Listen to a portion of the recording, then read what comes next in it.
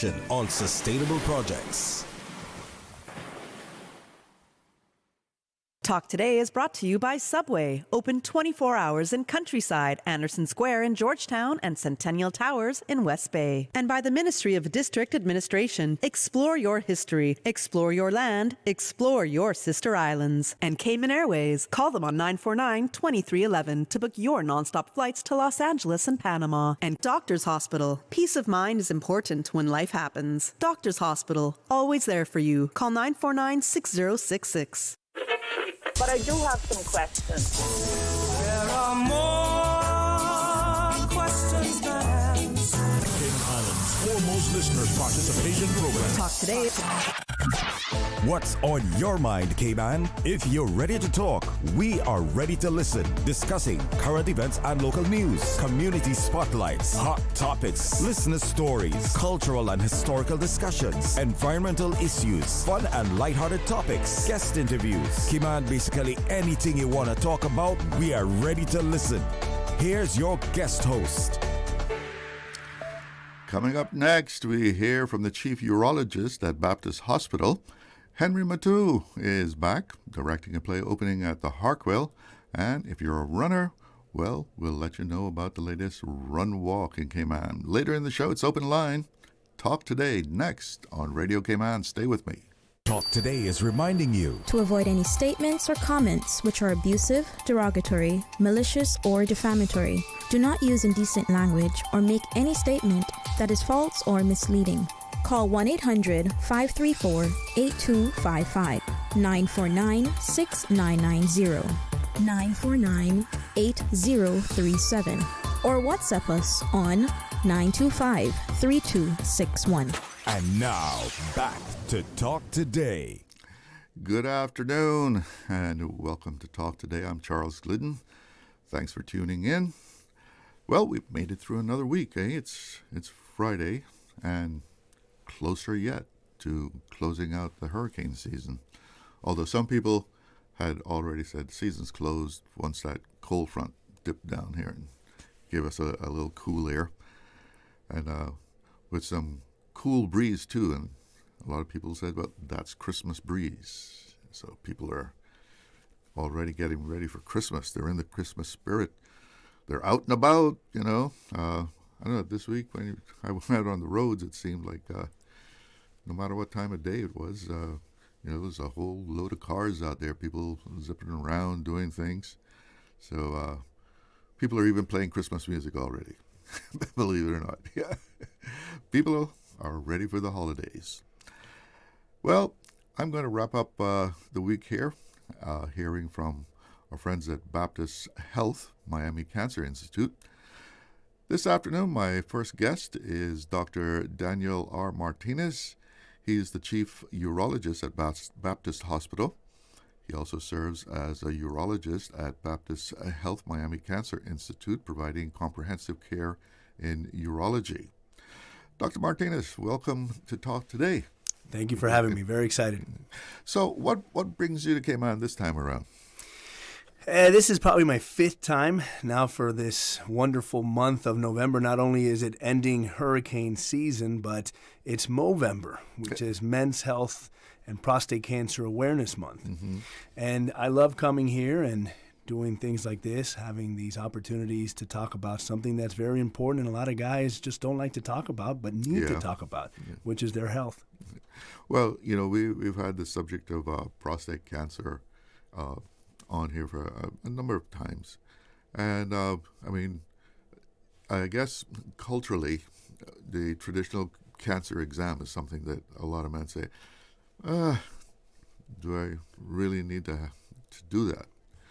Have there been any advances that the digital exam is no longer needed?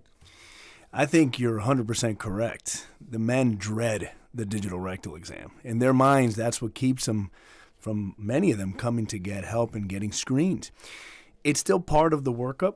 You still have to do a blood test. You have to have, as I say, that romantic moment with your urologist. Mm-hmm. But that shouldn't keep people from going to see their urologist. You can always decline it. And we have other options nowadays to be able to monitor people and see from a screening standpoint who may or may not have cancer. For example, MRIs, quickly becoming the mainstay of pre-diagnostic testing for potentially prostate cancer.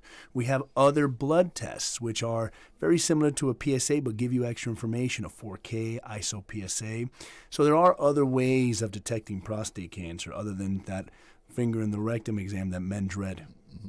And how important is the PSA?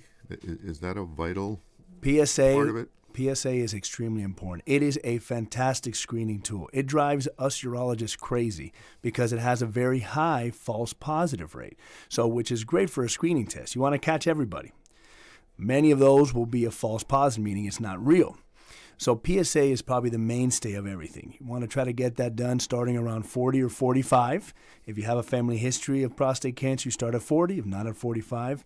And then you want to do it every year or every other year, depending on the level, up until you're probably around 75-ish. At that point, really, there's no real need because prostate cancer is very indolent. And so as you get older, the likelihood of dying from it is very, very low. Now, what kind of numbers are a red flag as far as the PSA? So we use a cutoff number. 4 has historically been the cutoff. But we know that younger men should have it less than 2. And we know that those men who have it less than 1 are in great shape, highly unlikely to develop cancer. But it's not just the cutoff. It's also the delta, the change. And usually anything above a 0.75 a year is also alarming. When that gets seen, it doesn't mean that you have cancer. It just means things need to be done, and you need to go down this algorithm of different diagnostic tests to see if you do or do not have cancer. Now, in your career, have you seen men change their attitude about this? Absolutely. I think if we would have had this interview 10 years ago, this is a very different time that we're living in now. Partially because of movements like Movember. Grow out your mustache to be able to bring out awareness. I think it's made it a little more en vogue, a little less taboo. Men are more willing to talk about this. Men are more willing to go to the doctors. I'm hoping that this paradigm shift in culture continues and continues to improve because let's face it, historically we have a bad reputation, us men. We're not very good patients. But why do you think that is? I don't know. I think it might be not just for prostate exams or in general. Correct. Why is that? And maybe it's the testosterone. It makes us hard-headed. But I think it was seemed as a very taboo, a weakness maybe. Men, they're not supposed to get sick. They're supposed to be historically the breadwinners, the strong ones. And so for them to be able to think, hey, I may be sick, I may have a problem, I think that's really messes with a guy's ego. If something hurts you, you're not supposed to be crying about it. Right? That's right. That's right. That's the old school way of rub some dirt in it and keep going forward. Yeah. Unfortunately, that doesn't work too well, does it? That's right. Just gets you dirty. It's all it does. So, I guess the whole education process that has been going on about prostate cancer has really turned things around. I mean, have deaths from prostate cancer decreased over the years? They have, yes. Thankfully, they have. Prostate cancer is the most common cancer that men get, depending on where you read it. 1 out of 4, 1 out of 6, depending on the culture, the ethnicity.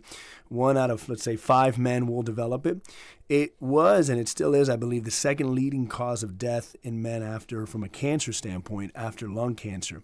But it doesn't have to be that way. And there's plenty of survivors out there, people who have great quality of lives and they're cancer-free. And the key is, really, you have to diagnose it. But in order to diagnose it, you got to screen. So screening equals diagnosis equals survival. And that's really what we're starting to see, a change in people who are getting screened more, hence they're being diagnosed quicker, and hence they're surviving with a much better quality of life than before. Does lifestyle and nutrition have any impact on prostate cancer? Yes and no. We know that overall health may impact your body state to be able to develop a cancer or fight a cancer. Your body's constantly breaking down cells and building up and healing itself. So they've done certain studies for certain dietary things. For example, for a long time, they thought green tea may be something protective for prostate cancer. Never really panned out. So what I tell guys is you want to live a healthy life, a healthy, balanced diet, exercise a normal amount, don't smoke, don't drink. Will that completely prevent you from having prostate cancer? No. Might it improve your chances? Yeah, because you're going to have a healthier body that may be able to fight or deal with these things a little bit easier. So family medical history plays more of a role in it? Big time. And we know that certain ethnicities, certain races will have a higher risk than others. Okay. We're going to take a little break, and we'll come back and hear more from Dr. Martinez. Big news at Cayman Airways. We've added more flights to Miami, and airfares start from just $80 US each way plus taxes. You heard that right. This fare is less than the taxes and fees. Whether you need a day trip or an afternoon flight on a Friday, Cayman Airways has you covered for that Miami trip with fares as low as $80 US each way. Some conditions apply, and these cheap seats are limited, so hurry and book your seats today at CaymanAirways.com. More flights, more trips, more Miami with Cayman Airways. Accidents and illnesses can strike without warning.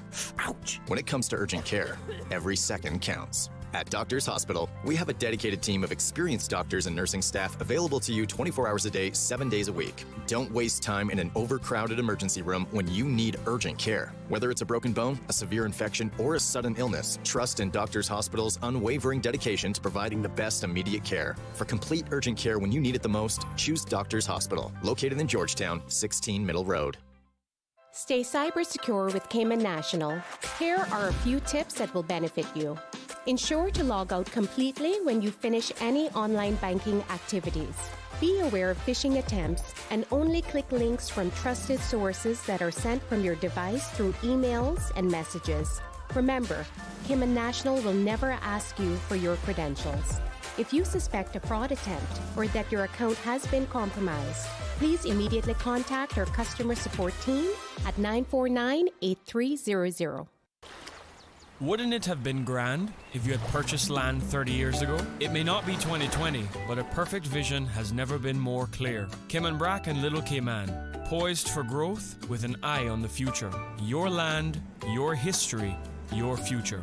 Discover all that our sister islands have to offer. Why settle for noise when you can enjoy the hits that make you feel alive?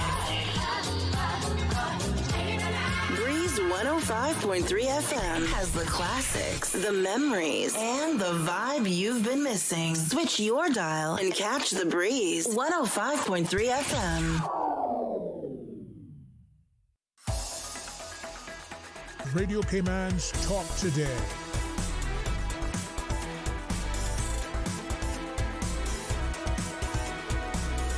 What is on your mind, Cayman? Well, welcome back to Talk Today, and in the studio with me is Dr. Daniel Martinez of Baptist Health, and he is the Chief of Urology at Baptist Health, Baptist Hospital.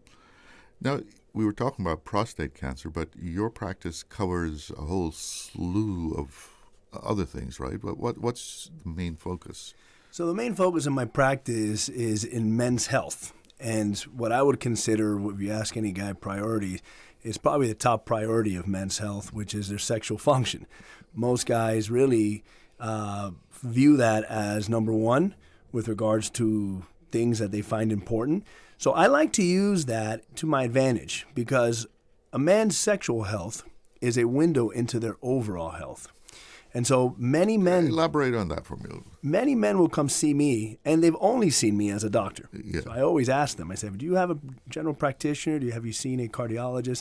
And when they tell me, no, you're the only doc I see, doc, that's a red flag. Because all the same things that are building up in their phallus, in their penis, the arteries are starting to clog up in the phallus, the veins are not working as well, the nerves aren't firing as well. It's happening also all over the body. And so my specialty is kind of a gateway into being able to get men to start to take control of their health. So the predominant part is that, right? Awareness of being able to take control of your health. But being able to have intercourse for a man is extremely important. And so the bulk of my practice is helping with erectile dysfunction, Peyronie's disease, which is when the penis is curved in a different angle, hormonal abnormalities, which is testosterone issues, and of course male infertility. Nobody ever talks about that. A guy may not be able to have children. There are men out there that have difficulties being able to have a pregnancy. So that's the bulk of my practice. How do you approach male infertility? So you start with like any other person coming in. You start with a good history and physical. Can't be shy with a urologist. That's what I always say. So you got to take a peek under the hood and do a good general exam. A lot of men may be born with certain birth defects that may affect that.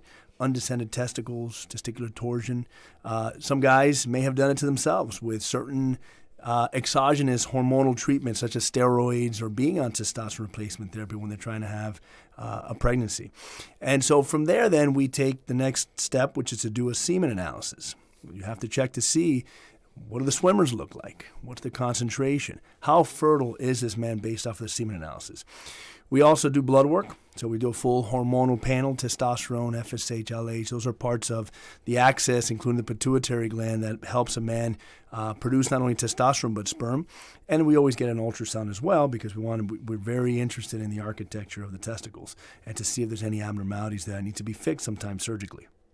So what are the possibilities that you can help a man who's infertile?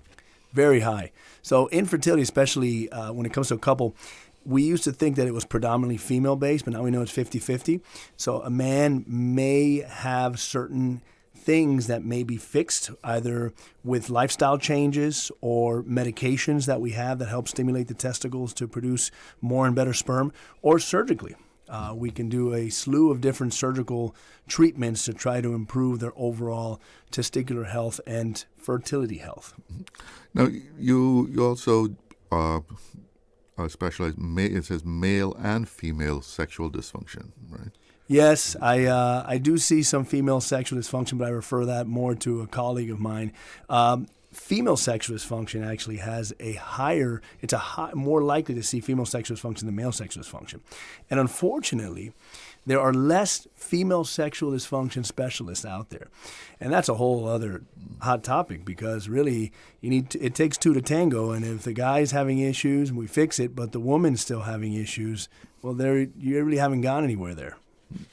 So some of the other areas, and I might need you to help me pronounce some of these words. Sure, that's what I'm here for. Hypogonadism. Yeah, that's just a fancy word for low testosterone. So we know everybody talks about female hormonal abnormalities, right? Menopause. But what nobody talks about, and again, because guys are ashamed of it, men will go through something similar called andropause, menopause, where their testicles will stop producing the hormone that it's supposed to produce. And that causes a number of issues. Low libido, not wanting to have desire to have intercourse, weight gain from a fat standpoint, and weight loss from a loss of lean muscle mass. Even just the way that you're thinking. If the testosterone is low, you're going to have this sort of foggy mind, foggy brain. And so if any man is suffering from any of those symptoms, they probably should have their testosterone checked because they may be in andropause or menopause. And there's plenty of treatments out there.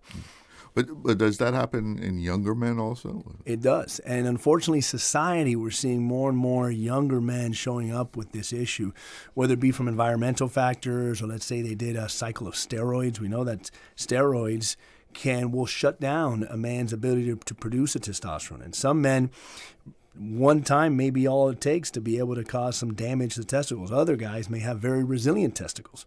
And so we're seeing quite a bit of this. And unfortunately, society's obsessed with testosterone. We're seeing a lot of men going to these testosterone clinics, getting put on testosterone replacement therapy when they're of that age where they want to maintain fertility. That's a big no-no. So what, are they just trying to boost their sexual drive? Is that the aim? Testosterone has become the scapegoat. A lot of guys will come to see me and say, Doc, I have low testosterone. And when I ask them why, they say, well, because I'm tired all the time and I don't want to have intercourse and I'm gaining weight. I don't have good erections. And when I look at them, they're obese. They have sleep apnea, so they're not sleeping at night. They have a terrible diet. They're diabetic and their hemoglobin A1C is through the roof. And yes, of course, their testosterone will be low as well. But let's face it, that is not the main problem there. The main issue there is this whole encompassing other medical problems that they're having that needs to be addressed. And if you put that guy on testosterone, yeah, he might feel better, but you're just putting a Band-Aid on a cut that needs stitches, bottom line. And you're doing him a huge disservice. And so, again, going back to the theme of reason why I love what I do and this men's health, this aspect of sexual health is very important when it comes to a man's priorities. And so it's a great way to get them to look at their overall health and things great motivator to help them improve these other problems that they may be having. So another treatment that you deal with is benign prostatic hypertrophy. You got it. Absolutely. That's great. Benign prostatic hypertrophy, or BPH. So the joke, but it's the truth. I tell all my guys that walk in, I say, when you get older, the prostate's going to get bigger and the penis is going to get smaller. And so, this enlarged... Yeah, man, that's what you have to we all have to look forward to. But the good news is urologist is a man's best friend, so we're here to help out and help improve that. So as the prostate grows, not only can it develop prostate cancer, but that growth will cause quite an issue with a man's overall quality of life, whether it be causing difficulty urinating, weakening of a stream, waking up a lot at night to go pee, leakage of urine when you don't want it. That, unfortunately, is something that every man will start to experience as well as they get older. And there's plenty of treatments for that, whether it be oral, just medicines, or surgical. There are ways to improve that. But now we're talking about quality of life. So it really comes down to how aggressive a man wants to be, as opposed to prostate cancer screening, which is an asymptomatic disease, guys. That's why you can't just wait until you have symptoms. You got to screen it. That is something that needs to be done. It's a requirement at least once a year or once every 2 years. So, prostate issues is something that men just have to realize that you're more likely than not will have to face as you grow older. Absolutely. Just like the aches and pains that you're going to develop as you get older, and the changes in your vision and all these other things. But it comes down to quality of life. So even though you may notice that when you're going to the bathroom, you're not taking the porcelain off the toilet anymore like you used to when you were younger, if it is not bothering you, no big deal. I get some guys that show up and I ask them, how's the quality of life? How have you been voiding? How's the pee stream? And some guys will tell me, I'm doing great. They wake up 7 times at night to go pee, but they're not bothered by it. And then I got other guys that show up and they waking up once a night, every other night, let's say, and they're destroyed by it. It's affecting my quality of life. I got to fix it. That's where the subjectivity does come into play for that. Sometimes in these like commercials that talk about prostate problems and so forth, they go to this thing about how many times a night you go to the bathroom, and it's kind of presented in a way like if you're going 3, 4, 5 times a night to the bathroom, you better watch out. Is that a red flag, or are you just if you can deal with it, that's okay? Like I said, usually prostate cancer is an asymptomatic disease. And once you start having symptoms from prostate cancer, that's a big problem because that tends to be much more advanced disease. But I think what they're saying in that commercial is go get checked. If you're having these problems, don't suffer in silence. We can improve that. And by going to get checked, you're going to get checked completely, right? So you're going to hopefully pick up that prostate cancer that may not be causing the symptom, but may be living in the same problem that you're having, which is the enlarged prostate.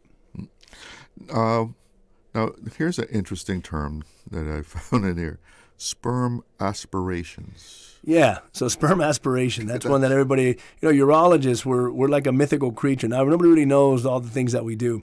So for men who have trouble with fertility, one of the things that may be causing the problem is the sperm is not actually getting out of the testicles. When a man ejaculates, the majority of that fluid comes from the prostate and the seminal vesicles. That's why we have prostates. The prostate is an organ of fertility, and then it tends to wreak havoc as we get older.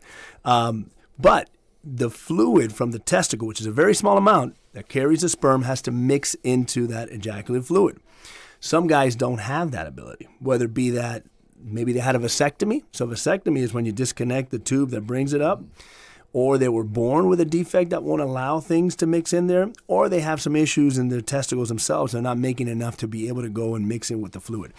There are surgical treatments where we can actually go in and remove the sperm directly from the testicle to be able to use it to have a pregnancy. Now, that needs to be done, though, with in vitro fertilization. So if you're going to do a sperm aspiration, or we take sperm from the actual testicles, then in order to get the partner pregnant, you also have to take the eggs and actually This is done by a reproductive endocrinologist, so a different specialist.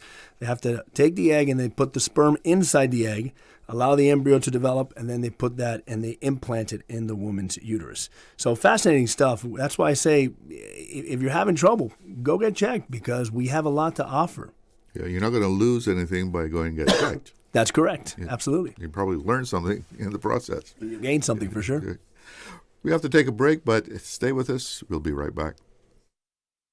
Did you know that Doctors Hospital provides urgent care services 24 hours a day, 7 days a week? And Doctors Hospital's urgent care physicians have access to the most advanced MRI and CT imaging in the Caribbean, providing reliable diagnostics when you need it most. When you need quality urgent care for an illness or injury, Doctors Hospital is here for you 24/7. Whether it's a migraine, chest or abdominal pain, shortness of breath, broken bones, or another urgent need, Doctors Hospital at the top of Walker's Road. Urgent care right now. Big news at Cayman Airways. We've added more flights to Miami and airfares start from just $80 US each way plus taxes. You heard that right. This fare is less than the taxes and fees. Whether you need a day trip or an afternoon flight on a Friday, Cayman Airways has you covered for that Miami trip with fares as low as $80 US each way. Some conditions apply and these cheap seats are limited, so hurry and book your seats today at CaymanAirways.com. More flights, more trips, more Miami with Cayman Airways. Stay cyber secure with Cayman National. Protect your computers and mobile devices with security software to defend against cyber attacks through viruses, malware, and other online threats. Be aware of unsecure Wi-Fi connections when in public. If you need to access your online banking or sensitive information on your mobile devices, try disabling the Wi-Fi and switching to data from your mobile network. If you suspect a fraud attempt, please contact our customer support team at 949-8300. There you go, sir. Thanks for choosing JN Money Transfer. Boy, thanks to JN Money Transfer, I can stay right here in Cayman and pay mama bills back home in Jamaica. Her water, light, phone, and other bills never late. Every month I pay everything in one place. Make payments to over 30 companies in Jamaica through JN Money Transfer. Fast, affordable, convenient. Call 1-800-744-1163 for details. Starting January 1, 2026, the minimum wage in the Cayman Islands will increase to CI $8.75 per hour. This change is designed to ensure fair pay and to support workers across the islands. Whether you're an employee or an employer, it is important to understand how this adjustment affects you. Learn more about the new rate, how it's applied, and what it means for your workplace by visiting gov.ky/DLP or email minimumwage@gov.ky. Radio Cayman's Talk Today.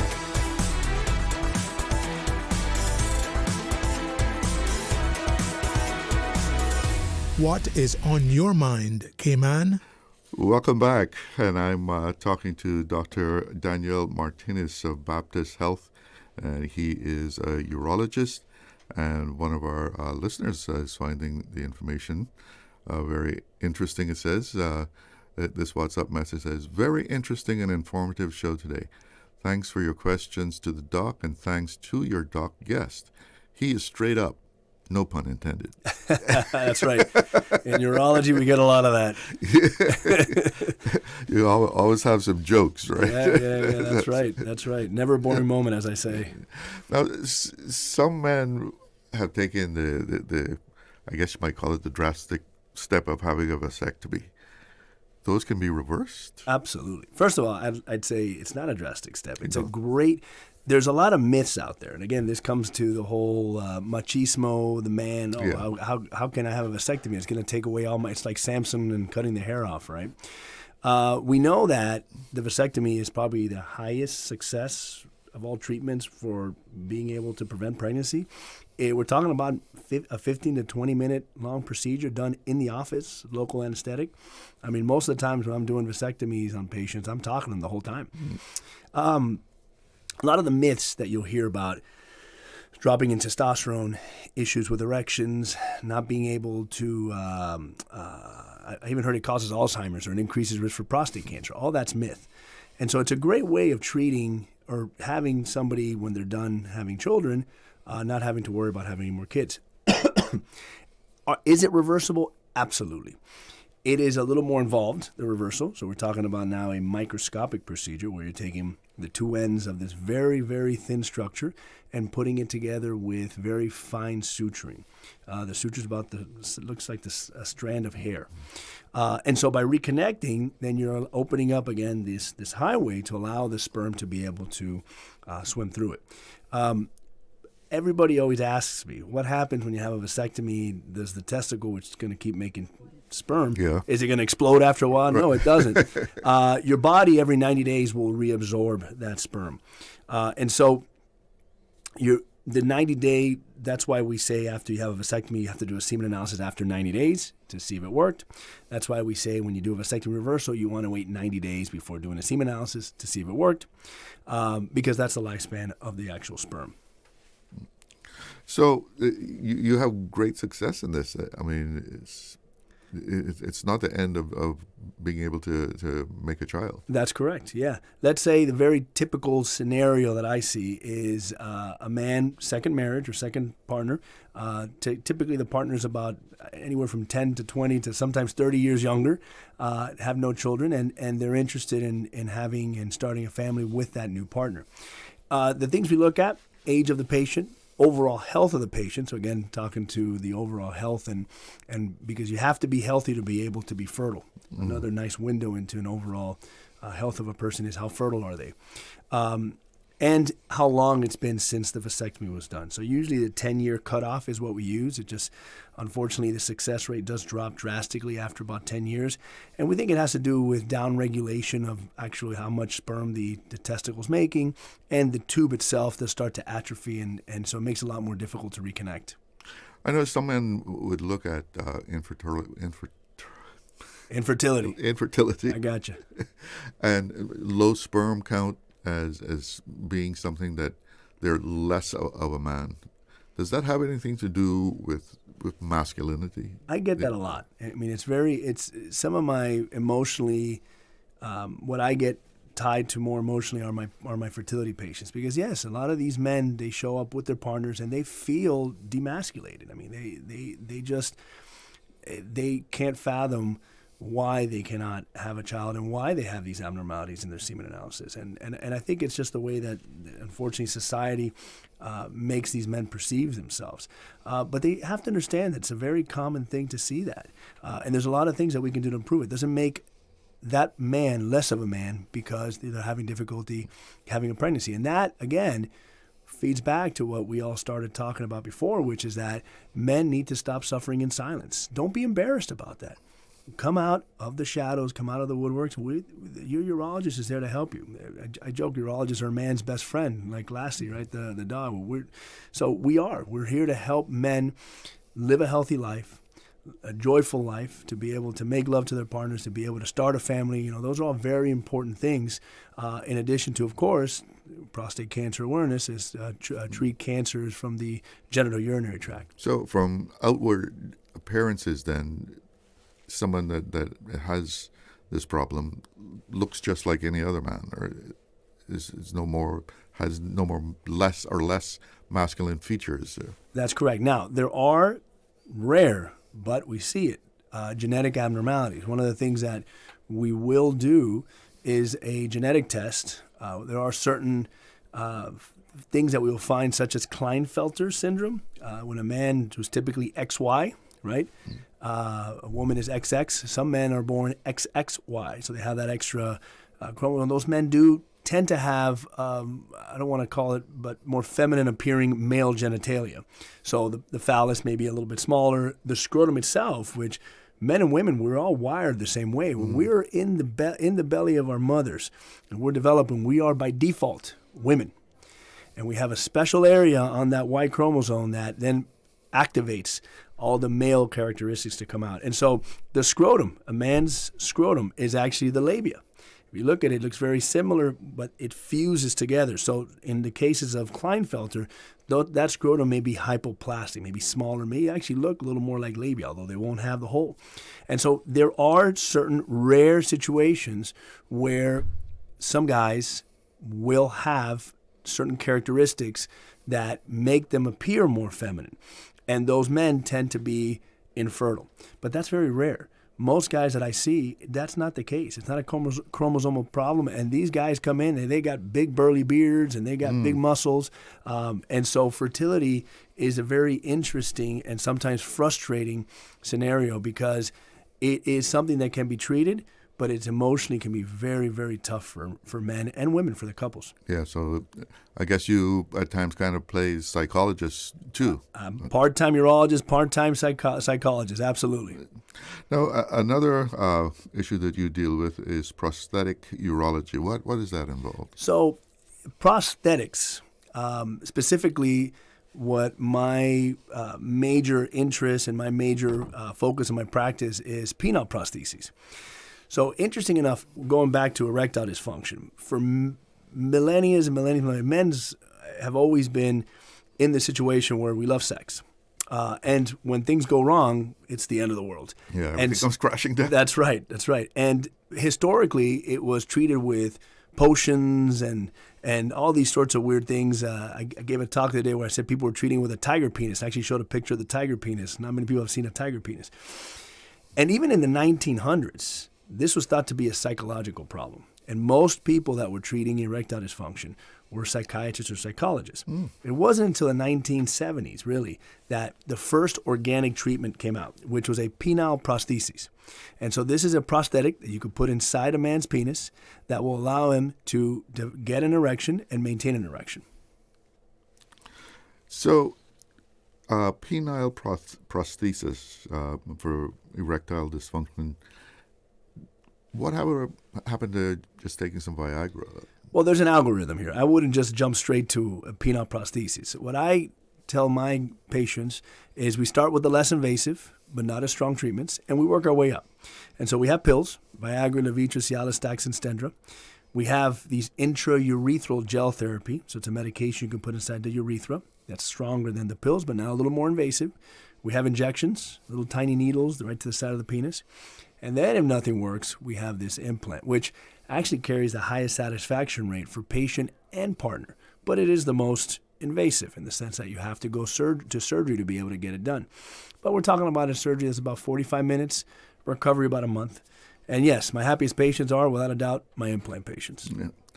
So you get patients coming from Cayman to Baptist in Miami? Yes, we do. Tell us a little bit about that, how that works. Well, through Baptist Health International, they've been a fantastic partner with me. I've been working with them for over 10 years now, and they have here an office. And so it's quite simple and easy to be able to seek them out. And through them, they can coordinate all the care, not just urologic care or men's health care, but I'm talking about in general. You can get your colonoscopy done, check your heart, check your brain, check your eyes, and that it's all under one umbrella, all under the makes it one-stop shop. And so through Baptist Health International, I have been able to visit this beautiful island and hang out with you this afternoon. I have been able to treat many of the wonderful people that live here in Cayman. And they've been a wonderful tool for those that are seeking doctors and medical attention at Baptist Hospital in Miami, Florida.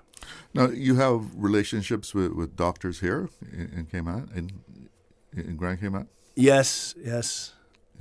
So you work with them as far as patients that you see? Not with direct care in the sense of seeing patients in their clinics, but if there is a patient that they need to refer, absolutely. So we're down to our last couple of minutes here, and let's get back to about men and taking care of themselves medically. What are your not necessarily parting words, but what would you say again to those men out there listening about taking care of their health and visiting the doctor? It's simple. Don't be hard-headed.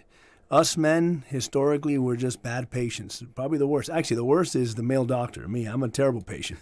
I always heard that doctors are the worst patients. We are. The male doctors are the worst. I am a testament to that. But just don't be hard-headed. it's not, doesn't make you any less of a man to go to the doctors. Quite the opposite. It's going to make you a better man because it's going to allow you to have a better quality of life and do a lot of the male, masculine stuff that you like doing, whether it be having sex, whether it be exercising or doing things outdoors, whether it be being able to provide for your family. Because let's face it, if you're not healthy, you're not going to be able to provide for your family. So don't be hard-headed and go get checked. And I would think, being the age that I am, if you take care of yourself, you enjoy your elder years much better than if you don't take care of yourself. Absolutely. So well said. You're 100% right. You're going to age like a fine wine. Dr. Daniel Martinez of Baptist Health, thank you so much for joining me in the studio. And I know you're almost ready to leave Cayman, but I hope you get to enjoy it a little bit. It's been great. Beautiful, beautiful place. Thank you so much for having me. Take care, Dr. Martinez. Well, it is coming up here on 1 o'clock, and that means that we have to check in with the newsroom. From Radio Cayman's newsroom, this is Headlines. Local, regional, international news.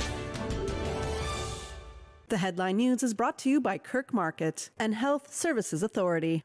The Department of District Administration is launching the 2025 CIG Gift Giving Tree. Choose a tag, buy a gift, and help make a wish come true for someone in need this Christmas. Just drop off your unwrapped gift with the tag by December 17th. Again, that is going to the District Administration Building in Cayman Brac. Ukraine's President Zelensky says he'll work constructively with America on a proposed U.S. peace deal, but warns Kyiv won't sacrifice its dignity for the sake of ending the war.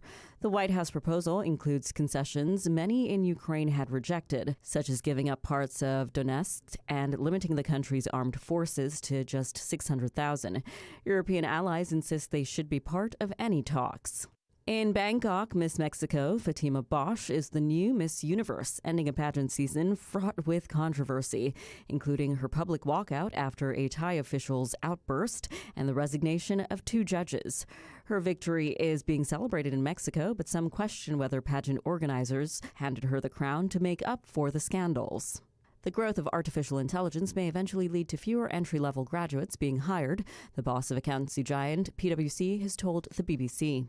Global Chairman Mohammed Kande said AI was not behind recent job cuts at the firm, adding that the company actually needed to hire hundreds of new AI engineers, but was struggling to find them. According to Mr. Kande, advising companies on how to integrate AI into their operations will be at the heart of the firm's future business strategy, even as the rapidly advancing technology affects its own hiring plans.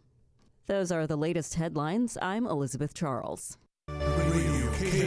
More news available at www.radiocayman.gov.ky. Check out our social media pages: Facebook, YouTube, X, formerly Twitter, Radio Cayman Headline News.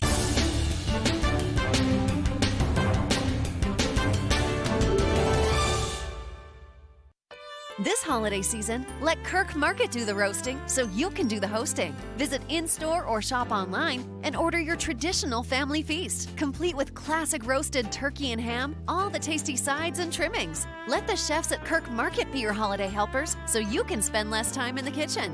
Order online at kirkmarket.ky or visit in-store today. And don't forget to visit the florist at Kirk Market to find the perfect centerpiece for your table. There's no place like Kirk Market for the holidays. At HSA, we strive to provide the highest standard of care with compassion, integrity, and dedication. And so we say thank you, Cayman, for continuing to make us the most awarded organization on island by voting us the best of Cayman Islands in 9 medical categories. Your support reminds us why we do what we do, to serve the Cayman community with kindness and excellence. To find out more about our award-winning services, visit hsa.ky.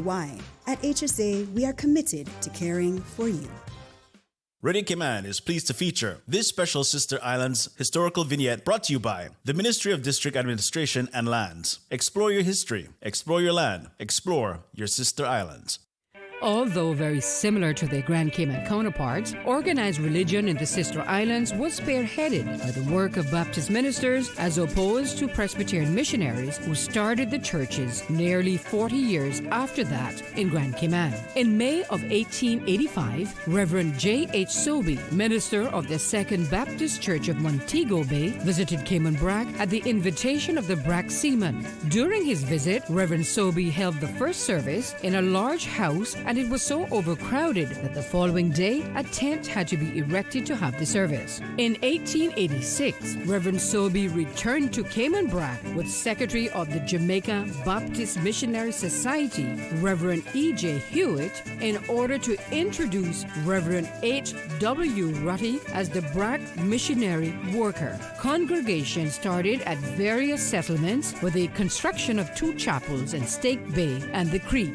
The progress would continue, and 6 months later, Reverend Rutty was ordained as a permanent missionary, and more congregations were formed in Westin, Sport Bay on the east end of the island, and South Harbor in Little Cayman. Reverend Rutty's son and grandson would go on to become Cayman Brac's collector and Chief Justice of the Peace. Radio Cayman is pleased to feature this special Sister Islands historical vignette brought to you by the Ministry of District Administration and Lands. Explore your history, explore your land, explore your Sister Islands. Hey, new drivers, don't just drive, drive smart. Cynical and Inspire Cayman's Safe Driver program will show you how. Get real-life simulator training and classroom sessions to help you gain experience, stay alert, and avoid accidents. Learn to recognize risk, manage fatigue, and make smart choices behind the wheel. Certified participants may even pay less for Cynical motor insurance. Learn more and register at cynical.ky. Cynical, keeping Cayman covered. Stay cyber secure with Cayman National. Here are a few tips that will benefit you. Ensure to log out completely when you finish any online banking activities. Be aware of phishing attempts and only click links from trusted sources that are sent from your device through emails and messages. Remember, Cayman National will never ask you for your credentials. If you suspect a fraud attempt or that your account has been compromised, please immediately contact our customer support team at 949-8300. 89.9 Radio Cayman helps you to weather the storm during this hurricane season. One of the most crucial elements of hurricane preparedness is storm awareness. During the season, it is of utmost importance to pay attention to the latest local weather forecast, as hurricanes do not suddenly form or strike. There are various methods of advanced notification. Utilizing such may be the difference between a favorable outcome and disaster. Both television and radio serve as excellent mediums with up-to-the-minute storm path information in the wake of a hurricane. Another method of tracking a hurricane may be only arm's length away. Your smartphone or tablet can be your most valuable tool before, during, and after a storm, providing countless numbers of apps with crucial hurricane information. Many apps allow you to track storms with moving radar and satellite imagery, plus offer alerts, current conditions, forecasts, advisories, and even video. This hurricane preparedness tip was brought to you by your community radio station, Radio Cayman 89.9 FM. Radio Cayman's Talk Today.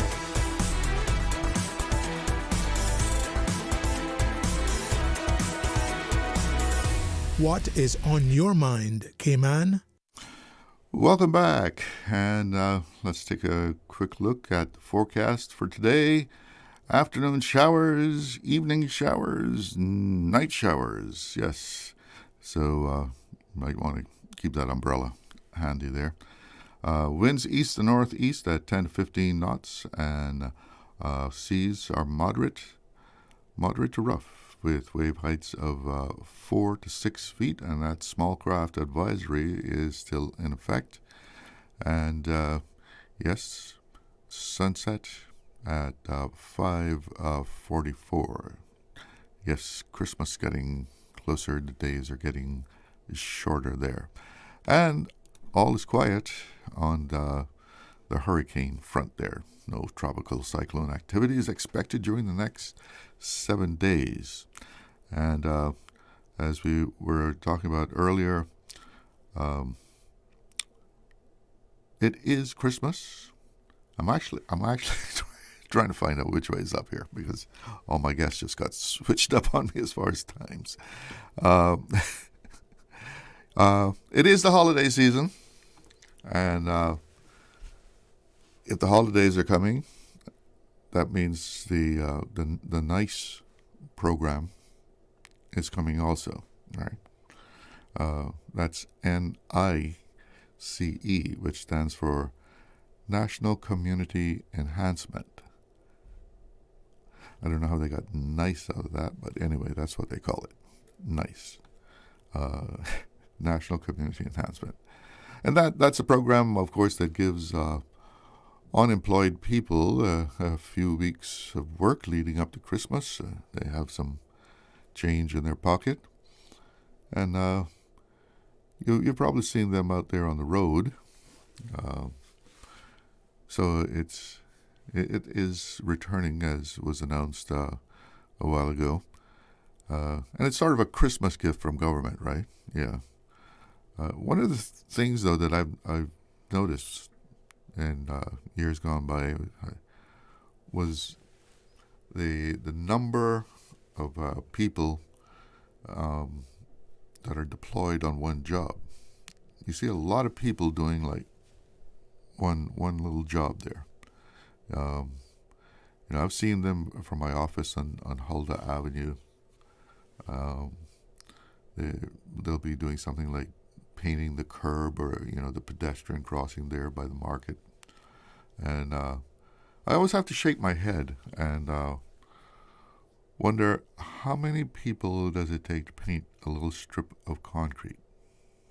It's about 7-8 inches high, 6 inches wide, and it's like a whole gang of people, whole crew, like painting this one little strip of concrete. Or if you see the picture that's the Compass has on their story about it today. Was it today or yesterday? Anyway, the picture that's in the Compass, you see all these people like with rakes and stuff, but they're all like right next to each other. Everybody's like raking in the same spot there. Was an interesting comment in the story on it in Cayman News Service, and one person was saying that we should be able to get this for free because they pay them $10 an hour. For people who are sentenced in court for community service, put them out there to do the cleanup. That's community service. And you don't have to pay for it. So I don't know whether we'll ever see that because it seems like everybody, at least on the political scene, supports this program. And one thing, though, this year it seems like they say they don't want to just give them this employment for just a few weeks leading up to Christmas. They want to take them and try to get them employed permanently. But I wonder whether these are unemployed people or unemployable people, because there is a difference, right? So what do you think about it? You have any thoughts on the NICE program? You can pick up the phone, give me a call, 1-800-534-8255. Compliments of Flow. You can also call the 949-8037, 949-6990. Or if you like that, WhatsApp, 925-3261. And what do you think about this NICE program? Is it something worthwhile? You think it's something good that we should have in the community, or could the money be spent otherwise, and maybe get that sort of thing done? Those the sides of the roads cut by people who are sentenced to community service. Because it seems like a lot of people are involved in this program over the weeks leading up to Christmas. So it must cost the government quite a bit. Now it's said that this gives those people pride in doing something to take care of their community and everything. And I guess that is something that give them a sense of doing something. We have a caller on the line. Let's see what's on their mind. Good afternoon. You're on the air. I think I know that chuckle. Yep, I know that chuckle. How are you doing today? I'm fine. How are you? I tell Lucy this morning, ask me after 2:30. I told him to ask me after 10 o'clock this morning, so you asked me after 2:30 today. I'm thankful, hanging in.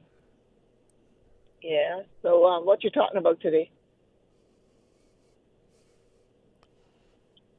Hello? Yes, you're on. Yeah, what are you talking about today? Well, I was just talking about, this NICE program. You know what the NICE program is? Yes, sir. Mm-hmm. And that, it's a nice gesture, nice thought to give people some work before Christmas. But why is it that we have so many people on one job, and I was saying that I started to say, if you look at the picture that's in the paper, you got some people all raking and cutting, but they're all right next to each other. It's like they're not spread out doing it. They're all bunched up. And then across the street, there's some more guys just sitting down. Mr. Glidden. Hello? Yeah? You need to get used to it because that is just how that runs every year. I know. And this name, what is NICE program? Yeah, and I don't know how they get nice. I don't know how they get that word. Yeah. That's crazy about NICE program. These people need to live. They need to eat every day. They ain't doing them no favor, giving them 1 week work of the ending of each year or 2 weeks. What about all of the time they gone by? Where were they? What were they eating? But Mr. Glidden, Mr. J, and the government is said in Parliament. I heard in my own ears, they're going to try to turn these NICE program workers into a more permanent job, which is really nice to hear, because these same guys that can come out here and work 2 weeks out of every year, and then the rest of the year they're struggling more than ever. I say, if government said they want to give them some work. Well, Mr. Glidden, government got tons of schools. Government got tons of buildings on this island that we got hired people on work permits who is cleaning here and there throughout this island. Why, Mr. Ebanks and them not going to go and look into that side of a job for these guys? A job is a job once you're making an honest dollar. True. It's an honest dollar, and it's a permanent, let's say it's a permanent job to a degree. It's reliable. You don't have to work on Saturdays and Sundays, I really don't think. And you probably go to work like from 6:30 till probably 4 o'clock, because then the schools close down at 4 o'clock in evening time. So not that they got to sit there and wait for more work to be done. Once they clean up, the place is clean. But I really have to wonder, why is it that they're not working the rest of the year? Well, Mr. Glidden, let's put it this way. Some of those persons have a job, and it takes a vacation and come and work in that NICE program. Okay? And then you got a few there who say they don't have a job, period. And I just hope that I don't get chewed up for this, but it is what it is. Probably they are getting some assistance from the government for the rest of the year. You understand? So even if they get a help from the government all through the year and getting those 2 weeks too, that's all good and well.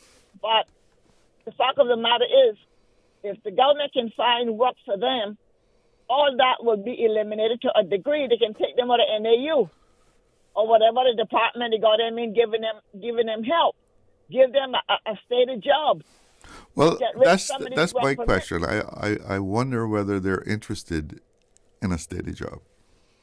Well, you see, a lot of us have that in the back of our heads. But we must remember, you got to give the person the benefit of the doubt and see what they got to come out and do. And if they have no interest, but the Bible says if you don't work, you shouldn't eat. And we need to practice that here in this island. You understand? Yeah. So if the government can find you a job, a Monday to Friday job for a couple hours a day, and you're going to get a check at the end of the month, you probably even end up getting medical. You probably get cynical card, and you probably get your vision and medical and so forth. You never know what it could gain. You know, so why not jump on it? I mean, if you can get people come here to work on a work permit and go and do a number 2 job, you know what I'm talking about, in this island, and driving a nice Honda or a nice this or a nice that, or can dress up at the end of the weekend and go down and have a couple of beers with their friends, and they're happy a lot.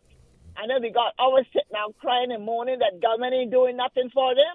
Come on. What time of day is it? But why, you know, why should government have to do something for, you know, a able-bodied person? Mr. Glidden?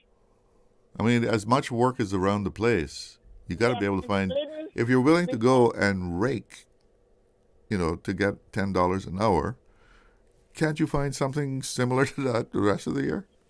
Yes, you can. We got yards that they could go and make a few dollars. Broccoli on several yards they can go to per week and cut the people's lawn, rake the yard, or blow the leaves or something. I just feel like they're just too comfortable, and they don't have to do it. They don't want to, because then somebody going to take care of them before the week is out, before the year is out. Yeah. And that's the mentality that we have here in this island. They want to help themselves, but then again, they don't want to help themselves. They want to sit down and complain. Yeah, that's why I ask, are they unemployed or unemployable? I think there's some people that, you know, just can't hold a job. It's a mixture there, but they have to want to hold a job. They have to want to hold a job. If NAU was to cut loose a lot of those people today, I can guarantee you they would be too blasted glad to go to Foster and push Foster shop cart and make $100 for the week, making sure Foster carts are kept in order on the ground. Yeah. You understand? It just depends on what they got an option of. And some of them have options out here. Oh, well, if Jack can give it to me, Harry can give it to me, because I'm going to go and ask, they can feel sorry for me. That is what's going on, a lot of pittyness. We need to bring up our people and give them some sort of incentive. Encourage them to tell them, hey, you are more than what you think you are. You can do this. Don't let nobody bring you down. You stay positive and you will gain. You cannot gain if you don't try. And if that doesn't work, sometimes you just have to, you know, give them some tough love. Just give them some tough love and give them one meal a day. And I bet you when they belly get hungry again and they want a second meal, they're going to find something to do to earn that lunch, that dinner in the afternoon, whatever you want to call it. And Mr. Glidden, let me tell you something. It's just that Cayman has went in the wrong direction from day one. We took everybody and spoiled them rotten except me. I got to work for mine. What I get, I got to work for it. I ain't got nobody bring me no grocery buy to my door in the month. No more than my check that I work hard for. Some people think there's a free lunch, right? Well, I wish I could get a free lunch right now. Yeah, there's no free lunch. There's no free lunch. But some people believe it. They believe, you know, that they can get a free lunch. Of course, because they can come out to the stores and ask, give me $1, and it adds up to $10, $15 before the day out. They can get their list list. They can go buy a patty, and they can buy a beer, and they go until about 6 in the evening. And then when everybody gone happy hour, now they come out and start asking again, help me, I hungry. And nobody wants to hear that anybody's hungry, Mr. Glidden. Honest to God. True. I will feed you, but you got to come inside to that building with me. Let me buy you that food. I ain't not putting no money in your hand. I ain't putting no money in your hand because I got a strong belief you may not spend it the way you should spend it. Yeah, that's something that often happens. Yes, but we got a lot of jobs out here for these guys. So I'm hoping that Mr. E-Bikes would consider getting rid of some of these work permit holders and give these people who wants to work. And all of those who doesn't want to work, take them out of NAU or social service or wherever they may be, and they will get hungry and say, something. This is not going to work. I need to work to make my money. The Bible says, if you don't work, you shall not eat. You got to work for your food. But I'm at the gas stations against a lot of you, the phone at the gas station, so I'll talk to you later. All right. You take care. Have a good afternoon. Enjoy the weekend. And we have another caller on the line. Good afternoon. You're on the air. Good afternoon, Mr. Charles. There he is. I'm on the subject today. That's a subject I like, Mr. Charles. What we were just talking about. Yeah, considering the poor, the Bible, even I think it was the words of Jesus. I believe so. Blessed are those who consider the poor, and to consider them and give them a job. Sometimes I come across a lot of people doing my little sales, and I see it for myself that people hurt. They want to do something, and the easiest thing, one of the easiest things they can do is the nice program. That's a good. So you know people in that?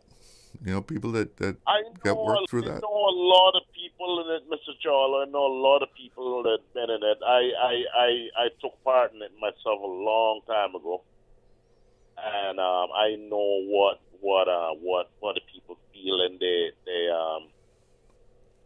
usually ask for more time. They wish that they could get more time to work, and I would really like to see them doing that because there are people. Our people. It doesn't matter whether anybody is using drugs or not. Still give them a chance in life. Yeah, well, everybody deserves a chance. Yeah. Yeah, man. Yeah, Mr. Charlo. And it doesn't matter if you had a little conviction. Still give them a chance in life because you got other people coming here and they get a chance and they come and they live in Cayman and we need to give our people a chance to survive and live in Cayman that people don't have to look and say, well, that's okay, man, and right, they're begging for money. Give him a little chance that he can make his own money and feel proud of himself and so, boy, something.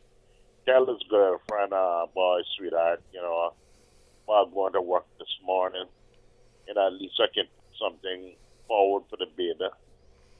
So when the people that you knew working in the NICE program, do they try to find work other times of the year? Mr. Charlotte, to be quite honest, what I see is that it's hardly anything for anybody to do. Really?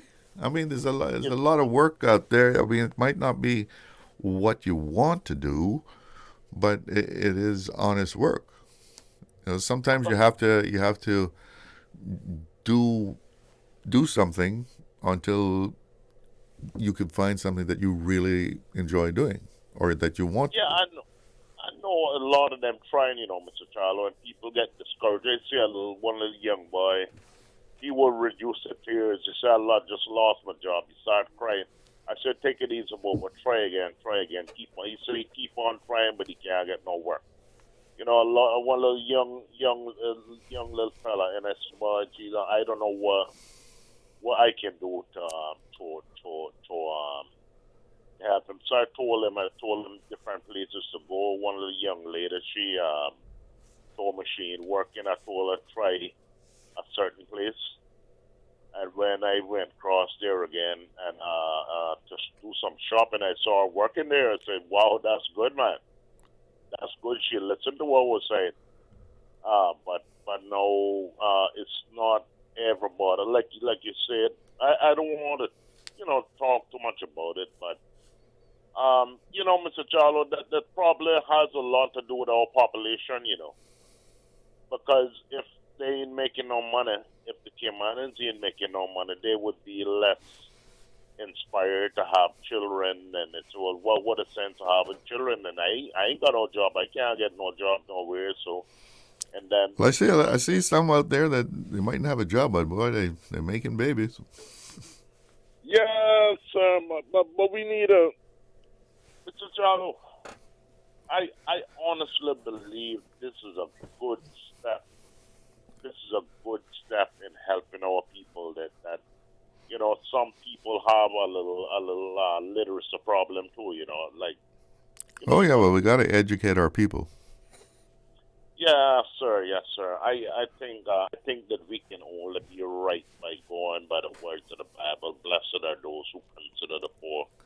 They consider them, and I would like to see them get more time, more work time, and you work with them and you counsel them and stuff like that. Get a little, give them a little advice on how to go about How to keep a job. Yes, sir. All that, and give them a chance. It doesn't matter whether they got in trouble or anything. We need to take care of our people.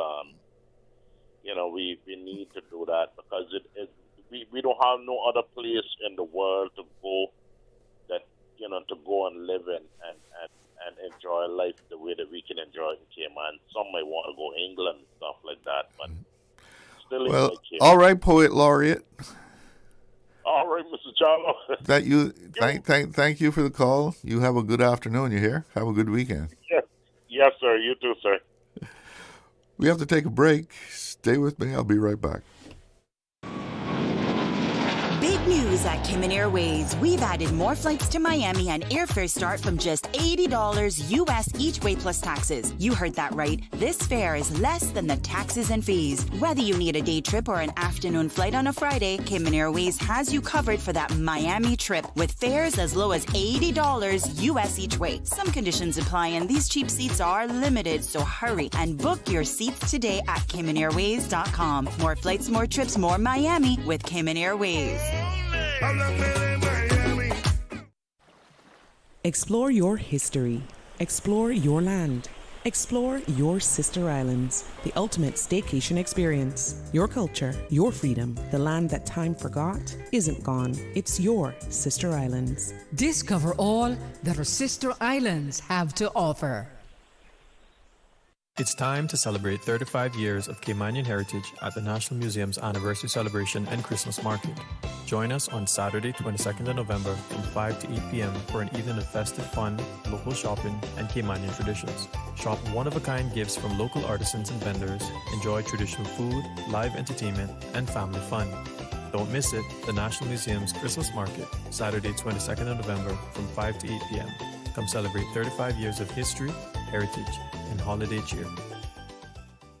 The year's largest Black Friday sale is back at Kirk Freeport. Enjoy 4 days of once-a-year deals on luxury jewelry, watches, fragrances, accessories, and more. From Thursday, November 27th until Monday, December 1st, find unbeatable discounts, up to 75% off of your favorite brands, located across Kirk Freeport's network of locations. Shop brands such as Pandora, Fossil, Citizen, and more.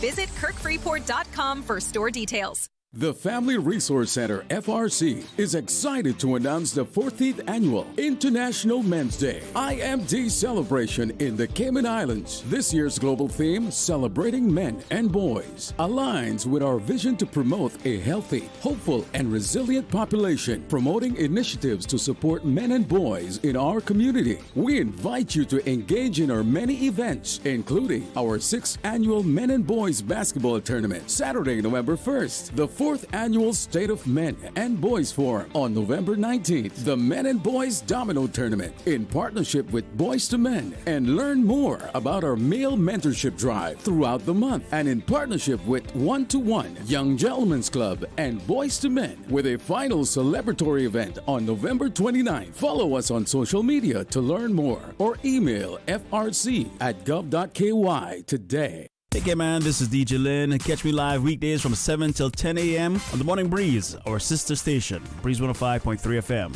We're waking you up with the best adult contemporary hits with the 70s, 80s, 90s, and much more. So start your morning the K-Man way with me, DJ Lynn, on the Morning Breeze.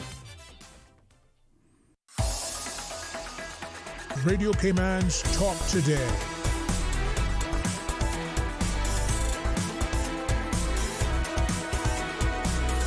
What is on your mind, Cayman? Welcome back, and we do have a caller, so let's go straight to the phone lines. Good afternoon, you're on the air. Hello. What's that? Being a little bit. Yeah, Hi, you're on the air. Go ahead. Hello? Yeah, it's me that's on air? Yeah, you're on right now. You're All right, live and direct. Hi, good afternoon to you, Charlie. Happy Friday to you. Same to you. Yeah, man, thank you. Charlie, I wrestled with calling in, but decided ultimately to because I recently, just not too long ago, saw a most horrible video that I'm sure many people in this country have seen. That's circulating, and it's coming out of Jamaica. And while we won't follow up every video that comes out of there, that one was really disrespectful and awful in terms of speaking to not only the Cayman people, the Cayman government specifically he addressed. I don't even know if you've ever been here, but I thought to call because I think he is not just speaking in a vacuum. That is, he's not just speaking things that he either haven't heard, haven't got conjured up in his mind, and never mind the local social media feeds that we're seeing in regards to some of the real language and hostility, and I think also ignorance of the realities. So take all of the nastiness, the low-down, dirty nastiness that the man spoke to. The gist of what he was saying was that he's been seeing a lot of videos from fellow Jamaicans about how Jamaicans are being treated in Cayman, and more specifically, he said that if we ever have a storm again, no Jamaicans should come and work, should come here and offer labor. No, it's, I mean, we got to put that in perspective, because I think that is one of the underlying sort of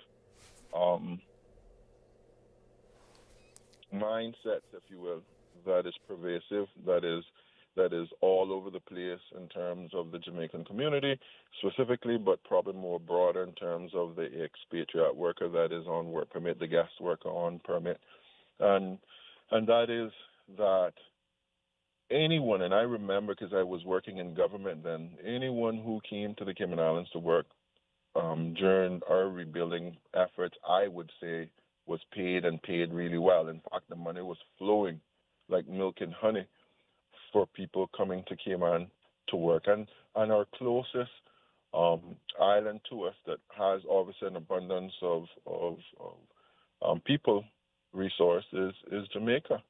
And that's not lost on us. But I don't think I recall anybody flying from Jamaica for free to come and offer labor. If they were, I'm not aware of it.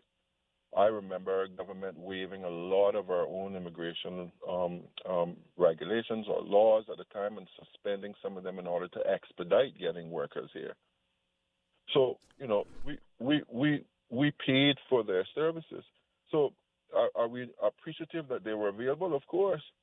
But to have that sort of mindset thinking that you know, we're beholden to them because they were the available resources, just unfair to say the least. I could come up with a few other words, you know what I mean? And let me draw that a little further because it's in line, and I think the gist of where a lot of that is coming from, again, that was an overseas video, but I've seen some locally, and I've also seen some comments locally on social media coming from the expat community, and let's face it, our Jamaican community, who feels like like our government is attacking them because they care to affirm Caymanians in the midst of, for example, the fee situations that we have, that we're thinking that the increase in fees on certain things, and more broadly, streamlining, if you will, our immigration transition bill. And I had to share with a colleague of mine today. I said, listen, let's just face the reality. For many, many years in Cayman, successive governments have not done what was right by Caymanians and Cayman, if you ask me. That's my view, and I think there are many Caymanians that share that view. Because one of the things he said was, well, why would you not just put the increases up small? You're going from a very small number to a very big number. And the only example that I could give him to help him to make sense, I said, let's take you and I out of it. You see a gentleman complaining about his big toe hurting, and he goes into the doctor maybe every 6 months or maybe a year. He waits a year to go by, and the big toe is still hurting. The doctor tells him certain things, but he's waiting another 2 years to go by. And then finally, when he does go in, because now his leg is stiff and there's a blood clot and there's all these stuff, I said, there's no more I can do a little small things. The doctor needs to do some drastic things to stop or to get you to walk again. Either, God forbid, take your leg off or give you some blood thinners and all those kind of things. I said, that's where we are in Cayman. We're not at a space where we can almost transition slowly on some of these measures because we've had successive governments that has lacked whatever fortitude that was needed in order to help to affirm the Caymanian people and help us to see each other, to see us grow, and we don't have 2 and 3 and 4 and 5. Some people suggest thousands of Caymanians who are now living in the UK or otherwise. That's what happened, and so we're seeking to arrest that.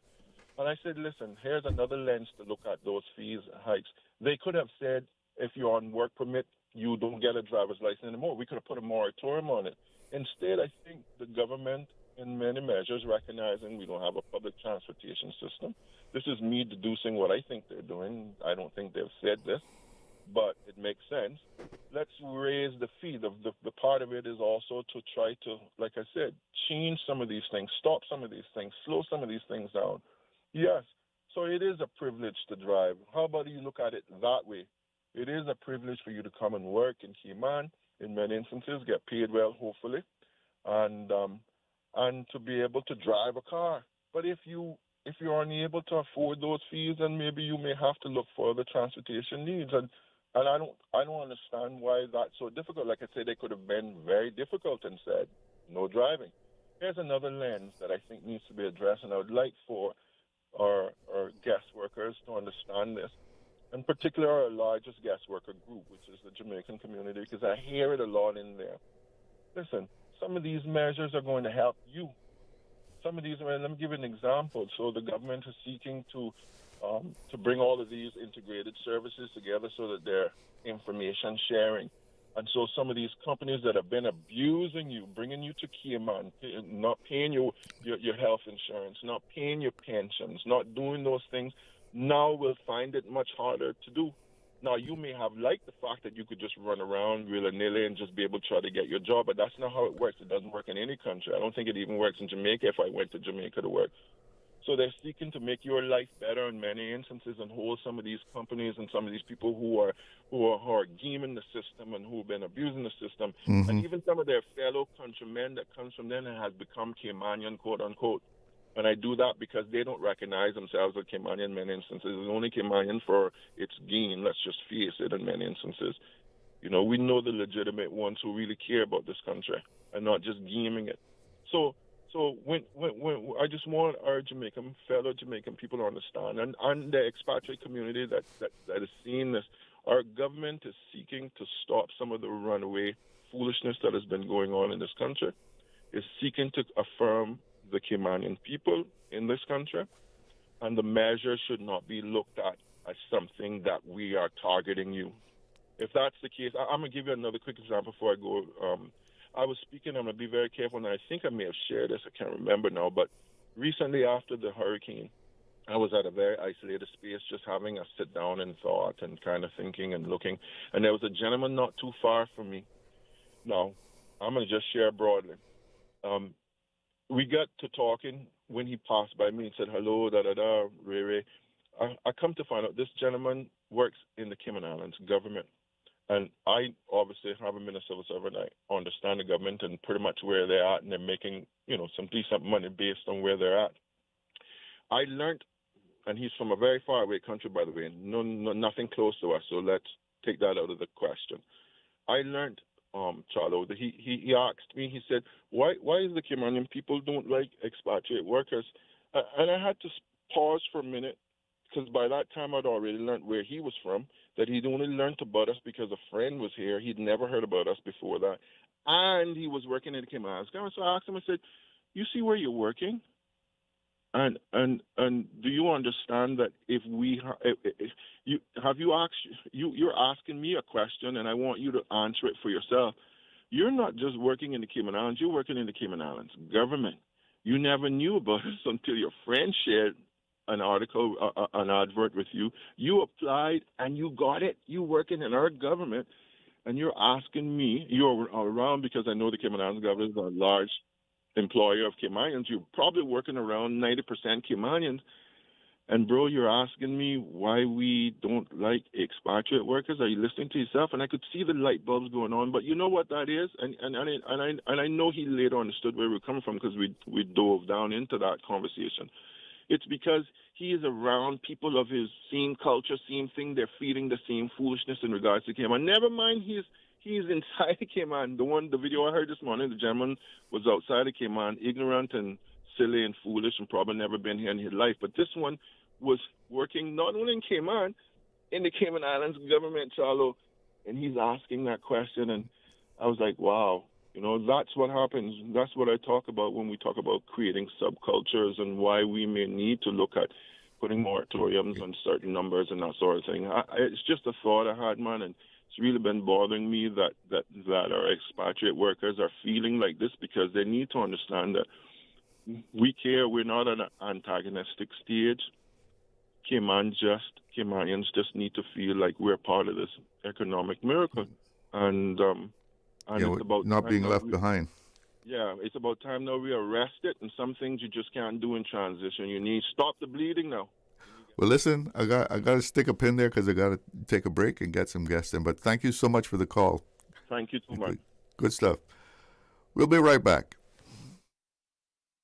Accidents and illnesses can strike without warning.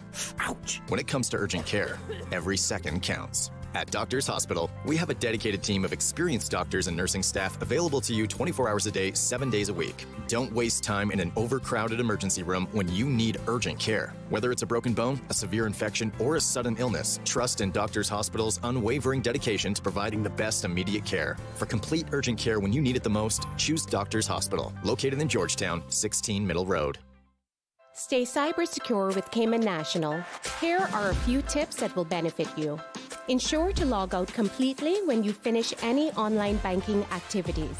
Be aware of phishing attempts and only click links from trusted sources that are sent from your device through emails and messages. Remember, Cayman National will never ask you for your credentials.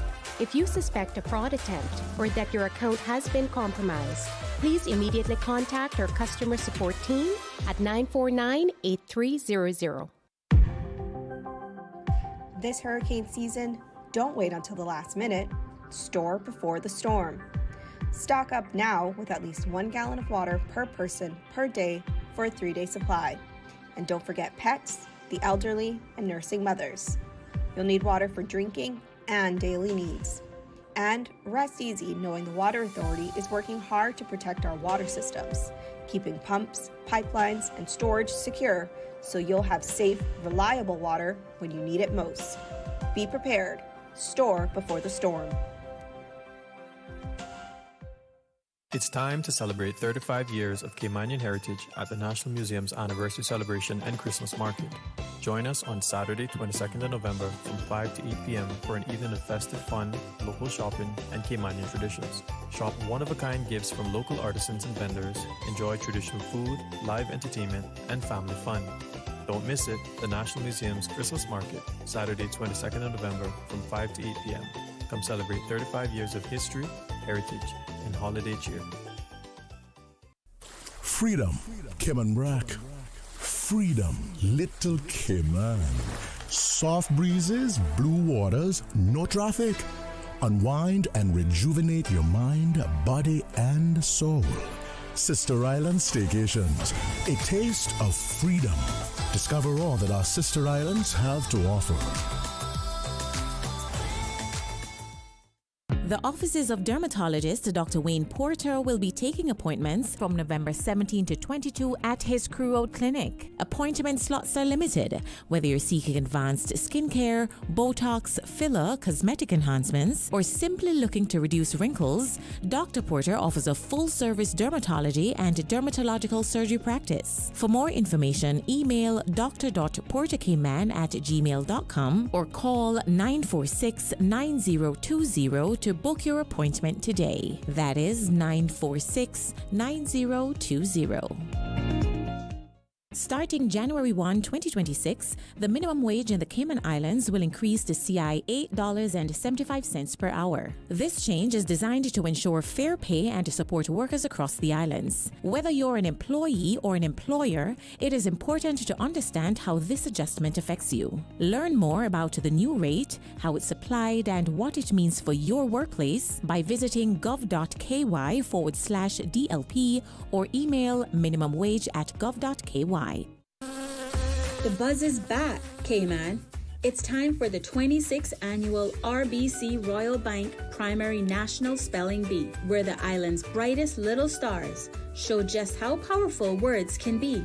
Be there Tuesday, November 25th at 10 a.m. at the John Gray Performance Hall, or watch it live on the CIG YouTube channel. Come witness every triumph, every pause, every perfect word, letter by letter, brought to you by the Department of Education Services and RBC Royal Bank.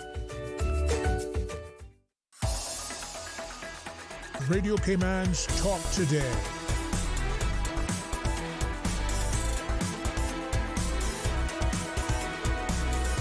What is on your mind, Cayman?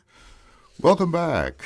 And right now we're going to be hearing about the Miles of Manners 5K from the Elevate School of Etiquette. Jjoining me on the telephone to tell us all about that is Shelly-Ann Cupid, and I think also Jackie Vernon Thompson, right? Are you there? I'm here. Thank you so Yes. much for having me. This is Shelly-Ann Cupid. Well, good afternoon. First of all, tell us a little bit about the Elevate School of Etiquette. So, the Elevate School of Etiquette is a brand new school in the Cayman Islands, and we teach etiquette. And we know that most people think that etiquette is just about saying please and thank you, but that's far, very far from what etiquette is all about. It's about understanding that the way you act and the way you behave affects other people. So we don't only teach basic manners. We teach business etiquette, interviewing etiquette.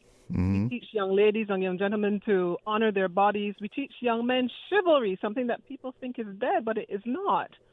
And we have a whole range of workshops available to young men, young ladies, and adults so that we can refine and transform you. That's our motto, refining and transforming you. So that's the Elevate School of Etiquette. And we are located at 18 Industrial Way, Industrial Park, directly opposite Ropers Enterprises Limited. Now, what are some of the things that you put people through to get them trained and acting in a more elevated style?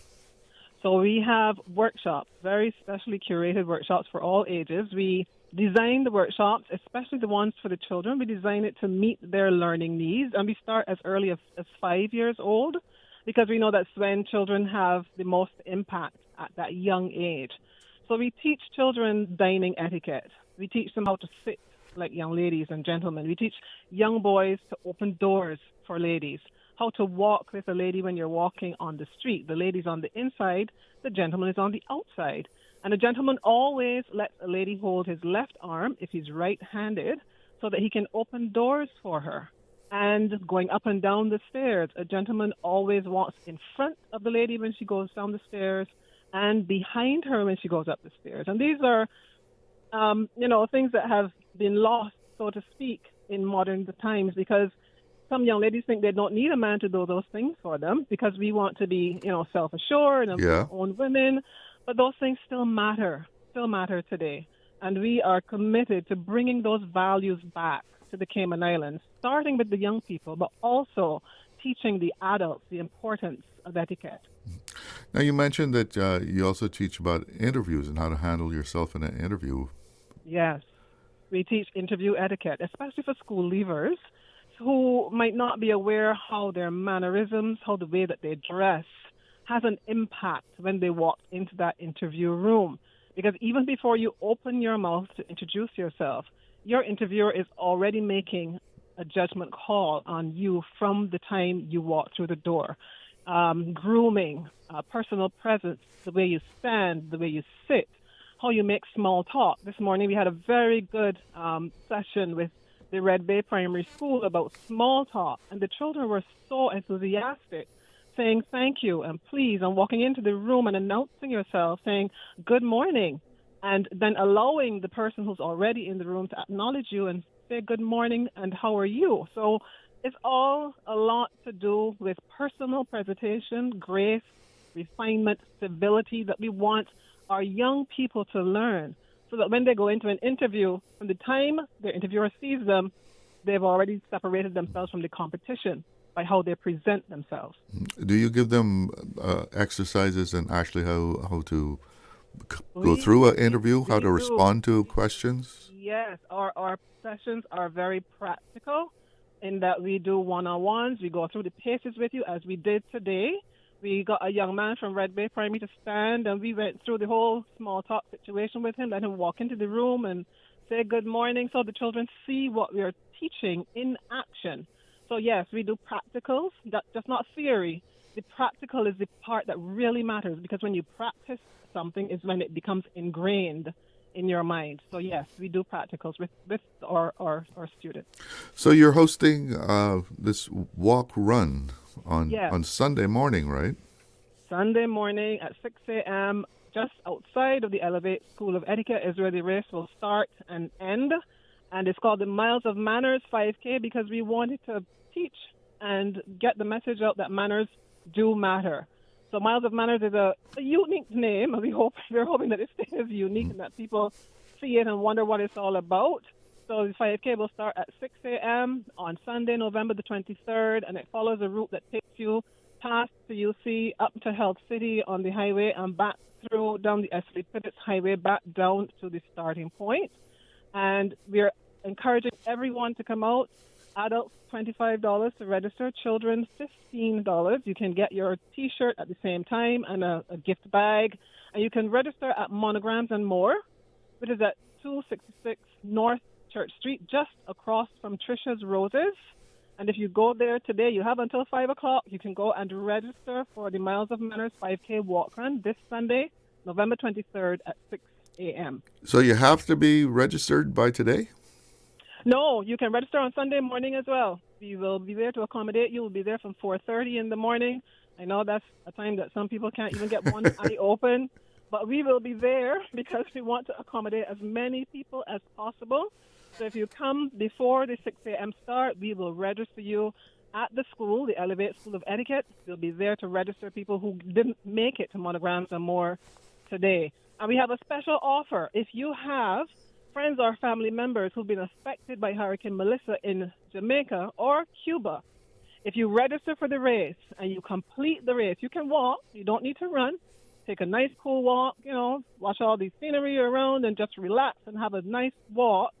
When you get back to the starting line, when you get to the end of the race, we have a special gift for you that you can send back to Jamaica or Cuba.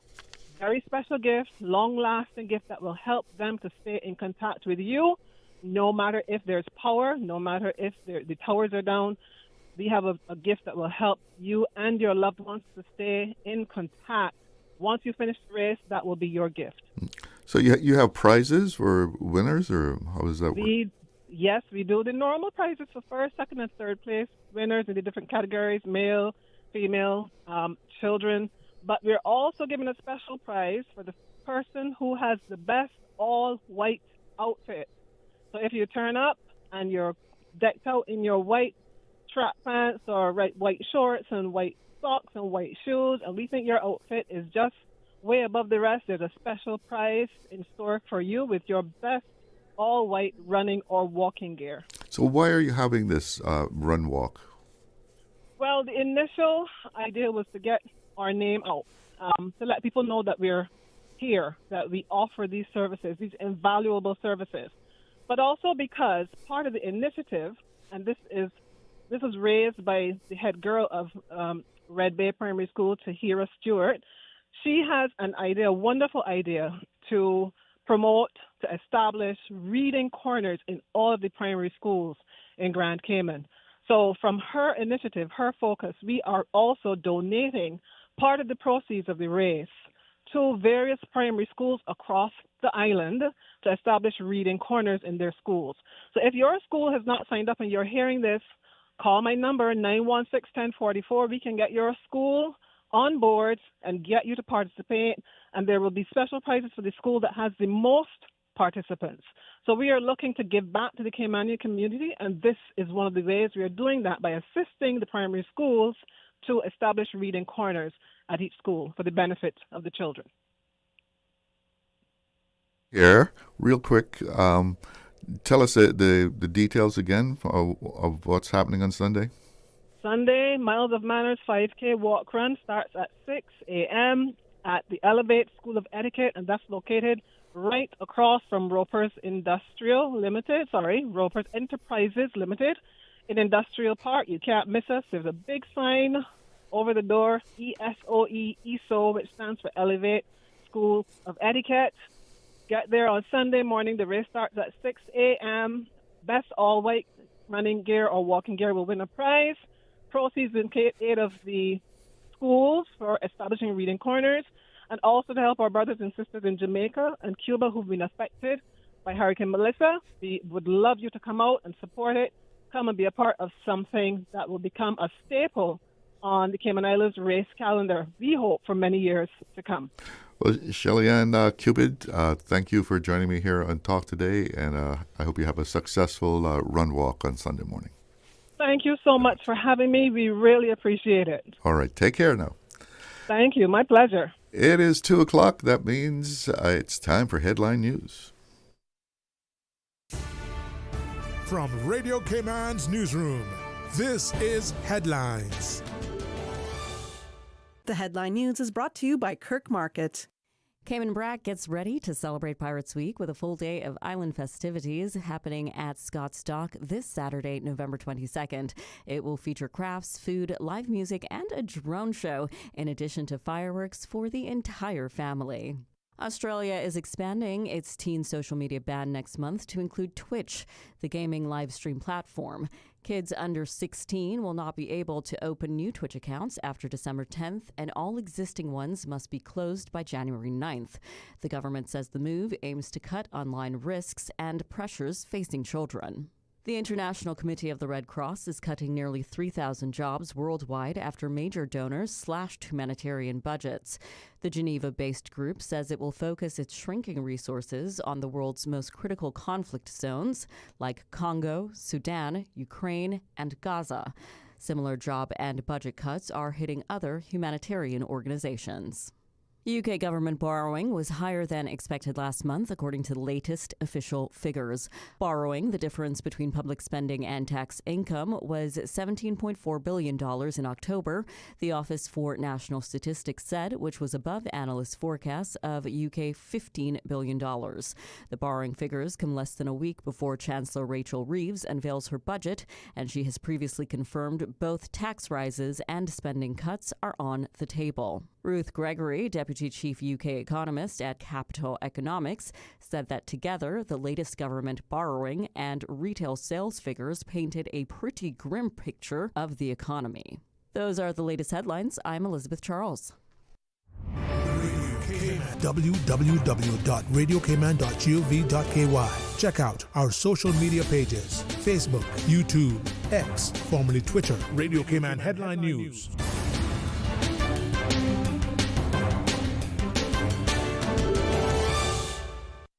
This holiday season, let Kirk Market do the roasting so you can do the hosting. Visit in-store or shop online and order your traditional family feast, complete with classic roasted turkey and ham, all the tasty sides and trimmings. Let the chefs at Kirk Market be your holiday helpers so you can spend less time in the kitchen. Order online at kirkmarket.ky or visit in-store today. And don't forget to visit the florist at Kirk Market to find the perfect centerpiece for your table. There's no place like Kirk Market for the holidays.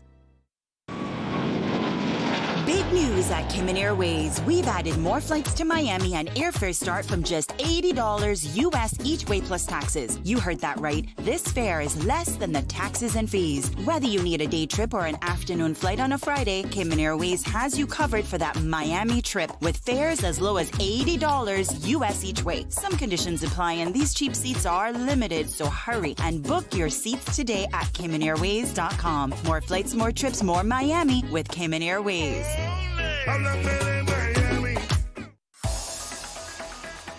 Radio Cayman's Talk Today.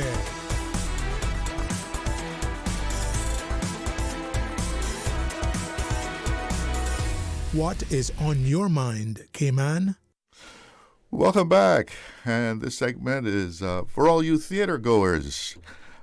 Play is opening at the Harkwell Theater this weekend. It's titled Agnes of God, and it's directed by a familiar name in Cayman's theater community, Henry Matu. He's back in Cayman and directing this production at the Harkwell.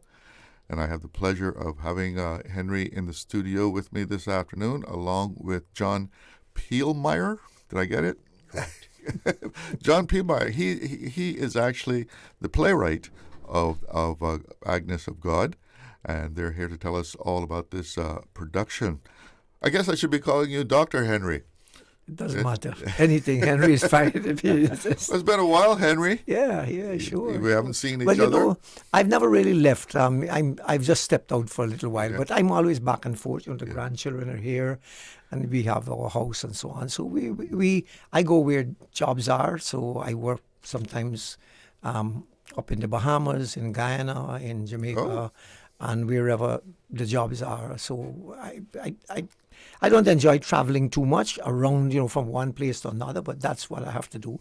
And I enjoy it, actually, you know, meeting new people, new cultures, and old friends. Sometimes in a lot of these islands, I have friends, and it's nice to reconnect with them when they call me and say, like, in a couple of weeks, I have a master workshop, design workshop in Nassau.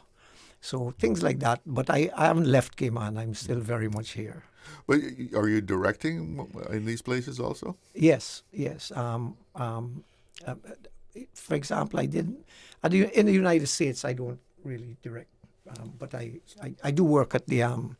I was down in University of Manchester fairly recently, a couple of months ago, and I did like 2 days of talks and discussions on the idea, the craft of dramaturgy and various, how you look at plays, and, you know, as a director, and what the process of moving it from the playwright's hand and working with the playwright to be able to make necessary changes for staging the work. So that was something that I did, and then, like I said, you know, I've directed in Guyana. I had a residency at the University of Guyana, and so, you know, there are these little things come in, and they're just more to keep the brain active rather than just, you know, they don't, you know how it is with the theater, you don't get much money for this.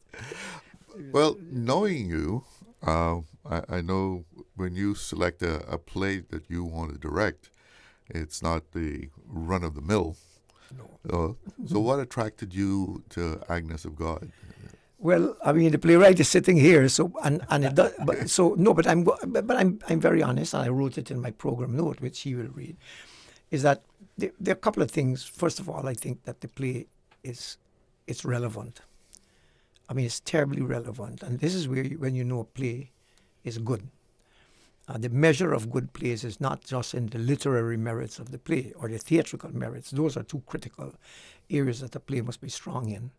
But I think when a play is locally relevant, but internationally also, when it resonates with humanity, then you know the play can travel. And I think John would know much better than I do. It's about very his own play. universal. It's universal. It has traveled, and that the themes that the play interrogates, these themes are going to be relevant as long as mankind lives, because it's very difficult for human beings not to have, not to, if you want to call it, sort of traumatize other people. Try to hide from trauma, the effects of severely traumatized people. In this case, a young nun. So maybe John might. John, give us a what little are bit the more themes that you have in this play? Well, it's hard. I always believe that the playwright is the last person whom you should ask to talk about their play. Yes. I think Dr. Henry is much more verbal about it than I can be. But when I started out writing the play, I was raised a Roman Catholic, and as an adult, I had questions in my mind about if saints from the past were alive today, would they be considered holy people, or would they be in an institution, would they be put in a madhouse? You'll probably have a YouTube channel. But I was asking these questions. I wanted to find some kind of vehicle, a storyline, in which would allow me to ask these questions. Was what I sort of called at the time a clothesline. I was looking for the clothesline in which I could hang these questions. And one day I was in a New York City subway and saw a headline in a newspaper that said "Nun kills baby." That's all I saw, and I went back. Several months later, I think of it as waking up in the middle of the night with an aha moment, and I thought, oh wait, that's my clothesline right there. Yes. And so that's what I wanted to explore. What people take from it is what they take from it, which may be something quite other than what I was, what it meant to me at the time. Play is a play about questions. As a playwright, do you often, or have you ever, you see your play performed and you say, I didn't really mean that? Well, I don't go to see a lot of my plays performed. This is the first time I've seen Agnes in a while. I certainly, when I'm developing a play, I'm always rewriting and changing until I feel that it reaches a point where I can stop. So, yes, I'm always working on a play much of the time. Even when it's on stage, I'm constantly twirling around ideas in my head about how to improve it or how to fix things that bother me. When was this penned? I wrote this initially in the summer of 1978. It was performed at the O'Neill Playwrights Conference in Workshop in summer of 1979. In the very first production, Dr. Henry can talk about this, was in Jamaica, in Kingston, in October of 1979, late October or November of 79, directed by a man named Dennis Scott. And Dennis had been a director at the O'Neill. When I was there, he had seen the play, and he asked me if he could do it in Kingston, and I flew down to see that production. It was the first full production of the play that was done. So, Agnes of God has withstood the test of time. Yeah, it's done a lot still. Yes, it did, and like I said, it's relevant. And as long as human beings, as long as we are here, I don't think it will become irrelevant because of, like I said, because of the story of what it tells us about human nature. Without spoiling it for us. No, without spoiling it. I mean, just the storyline is that this nun is accused. She's accused of. I mean, she's in a convent. No one knows how does one get a baby in a convent and hide it. And did she murder the baby? Was somebody is involved? Who was the father? These are the questions that it revolve around it. And at the very end of the play, unless you choose to believe any one of the people, you don't have the truth. That's what fascinated me about the play. I still can't say at the end of the play, after reading it so many times and directing it, that it's definitive that she did this. Well, she said it on the, well, no, let's not go into it. But like I said, it's fascinating. The subject was fascinating to me. And when we cast it here, we have only one of the actresses. I mean, well, two of them have some experience. Marcia, who's my wife. And let me just say now, she had to audition for the role. And then you had a young Caymanian, Kayla Manderson, who's has done a creditable job with the play, and I think people are going to enjoy her work. So what characters are they Charlie playing? Burling. Well, okay, so Marcia's playing the doctor. Charlie Burling, who is, I think, from Europe. I don't know exactly which country she's from, but I know that via England, where she's done some film work and so on. They'll see her credits in the program.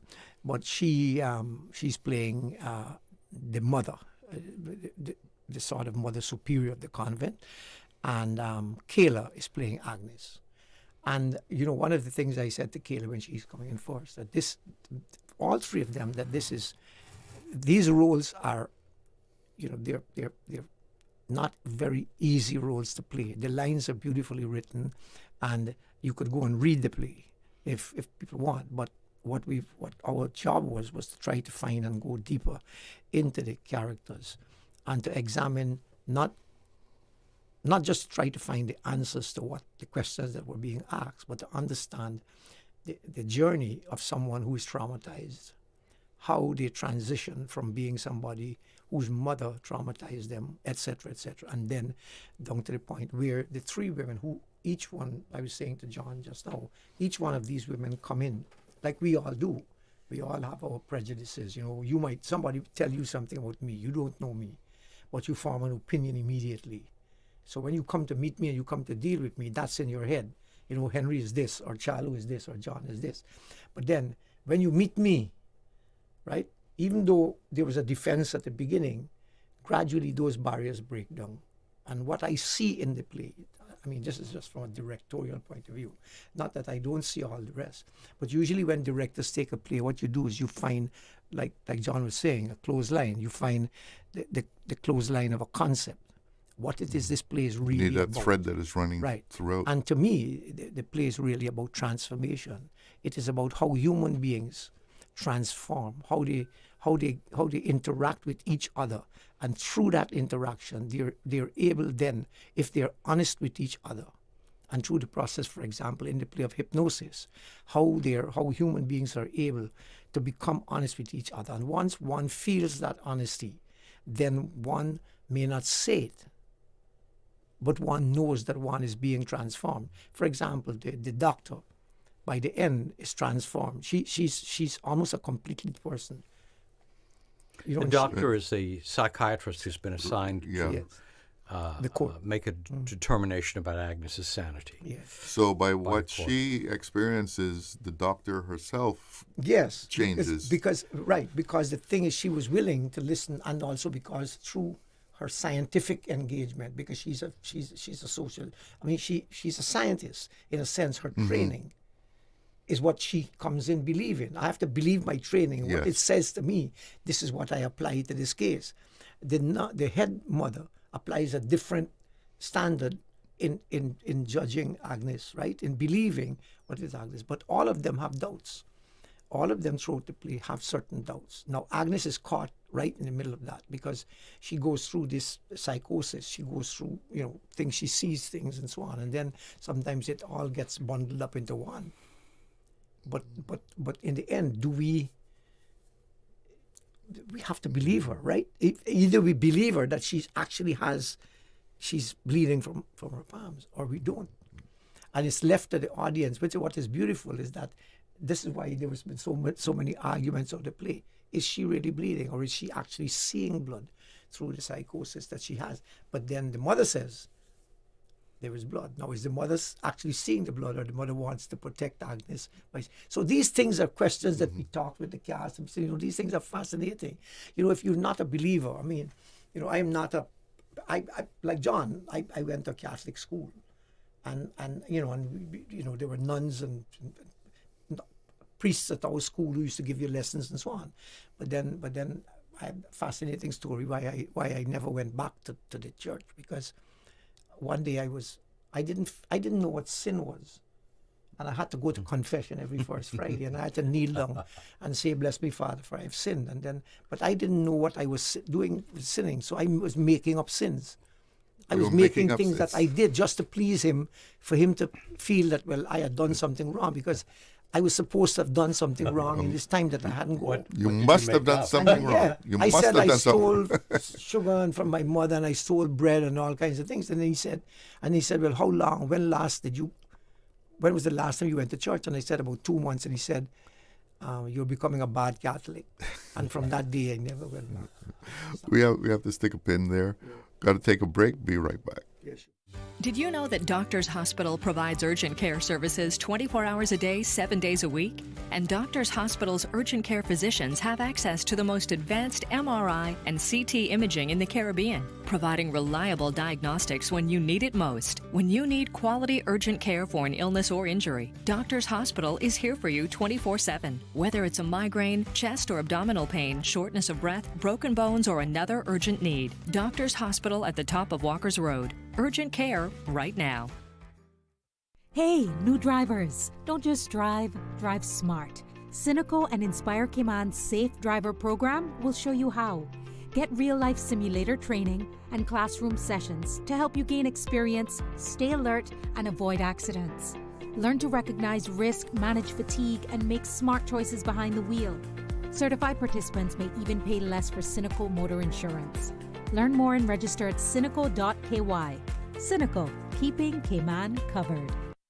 This holiday season, let Kirk Market do the roasting so you can do the hosting. Visit in-store or shop online and order your traditional family feast, complete with classic roasted turkey and ham, all the tasty sides and trimmings. Let the chefs at Kirk Market be your holiday helpers so you can spend less time in the kitchen. Order online at kirkmarket.ky or visit in-store today. And don't forget to visit the florist at Kirk Market to find the perfect centerpiece for your table. There's no place like Kirk Market for the holidays. It's big. It's huge. The final call clearance sale at Rocky's Diamond is on now. 65% off on over 250 stunning pieces. Check out their selection on all final call pieces at rockysdiamonds.com and on their socials. 65% off diamond rings, necklaces, earrings, and more. Visit Rocky's Diamonds at 28 North Church Street, Waterfront Center. Don't wait till Black Friday, because Rocky's Diamonds has incredible deals for everyone on now. Whether you're treating yourself or surprising someone special, you name it. Perfect gifts, perfect prices, and just in time for the holidays. These prices won't ever be seen again. Rocky's Diamonds clearance sale on now. It's time to celebrate 35 years of Caymanian heritage at the National Museum's Anniversary Celebration and Christmas Market. Join us on Saturday, 22nd of November from 5 to 8 p.m. for an evening of festive fun, local shopping, and Caymanian traditions. Shop one-of-a-kind gifts from local artisans and vendors, enjoy traditional food, live entertainment, and family fun. Don't miss it, the National Museum's Christmas Market, Saturday, 22nd of November from 5 to 8 p.m. Come celebrate 35 years of history, heritage, and holiday cheer. The Savior is born. Let's celebrate. Kick off the Christmas season with joy and worship at the annual Singing Christmas Tree, happening on Saturday, November 22nd and Sunday, November 23rd, starting at 6 p.m. at the Lion Center. Enjoy 2 unforgettable evenings featuring the spectacular Singing Christmas Tree with a massive choir echoing the good news, the birth of Jesus, the Savior of the world, with exciting performances of dance, drama, and a special kids segment. It's the perfect family-friendly event to celebrate the true meaning of Christmas. The annual Singing Christmas Tree, happening November 22nd and 23rd, starting at 6 p.m. at the Lion Center. This event is free for the entire family. Radio Cayman's Talk Today.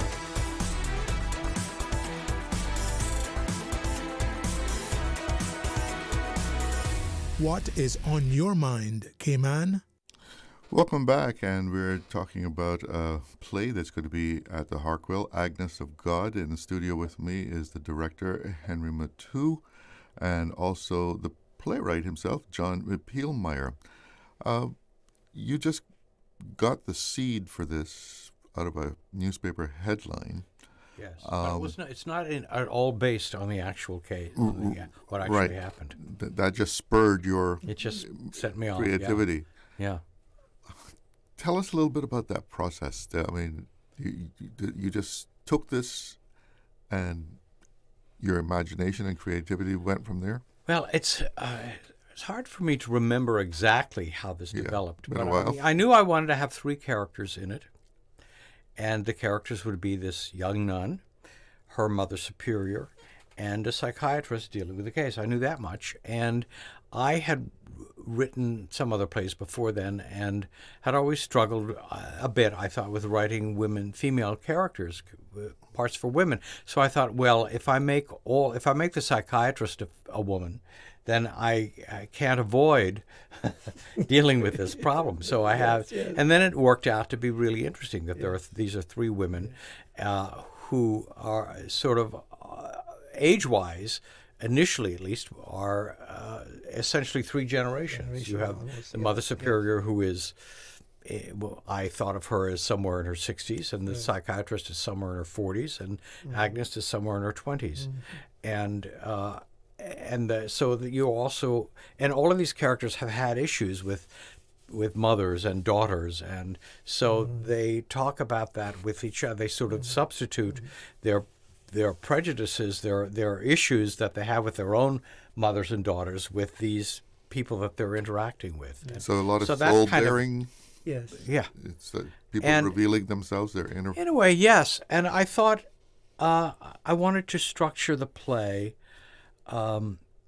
As a writer, I work very much on I'm a structuralist. I approach writing, at least, from a construction point of view. And I thought, oh, this play is a mass. It should be a Roman Catholic mass. So Agnes, the character of Agnes, sings throughout the play, and she essentially sings a mass. The first thing we hear is a Kyrie, which is something that opens the Roman Catholic High Mass, and we go through all of the parts of the Mass, except instead of a Pater Noster, she sings an Ave. So we have that. So that gave me my structure. Now, whether anybody would be aware of this, probably not, and that's fine with me. I don't care about that. I just wanted to tell a story in a way that a story of transformation, as Dr. Henry points out, but a story that can possibly even move an audience member to a little bit of transformation, or at least questioning things that they might not have questioned before. Yes. The best compliment I can get on someone who's seen Agnes is when I remember someone initially said to me, my wife and I were up all night arguing about it. Yes. I thought, wow, okay. And that's all I can ask. The director, that's what you. Yeah, the cast and I had. I mean, we talked a lot about it. We spent like an entire week in sessions talking in the beginning when we were talking concept and how we want to approach it and so on. Obviously, some of the things we really wanted to do, like the mass, that whole idea of this structured mass, that would depend then on having a singer who can sing Latin very well. Mm-hmm. And that is really very difficult. So we didn't have an actress. She couldn't sing Latin. And we got her some singing lessons and so on. So she's done as well as she can do with it. And then we had asked for the original score, which again didn't work for us, but the music itself, as I call it, is the 4th character in the play. It really is it is a single element that glues everybody together, because you see, music doesn't have color, it doesn't have country, right? It is a song that you can transform. That song can transform you. Yeah. As a matter of fact, through hearing the music, the mother was transformed early, and when the psychiatrist come, the mother even said to her, when she hears the music, she's gone. Yeah, music has its own emotion. Right? Yeah, and the mother said to her, that miracle you've been asking, you've been searching for, it's already happened to you. You don't know yet, but it's already happened. And you could see that it's already happening. And the way I did the set is a fairly straightforward. It's a cube. it's a cube that's 10 feet square, and it's just made with 1.5-inch metal framing, and it's framed and it has gauze over it. It's a confessional. Because you would confess, you'd sit down and Father would be inside, and you would kneel outside, and he would be there. You'd hear his voices.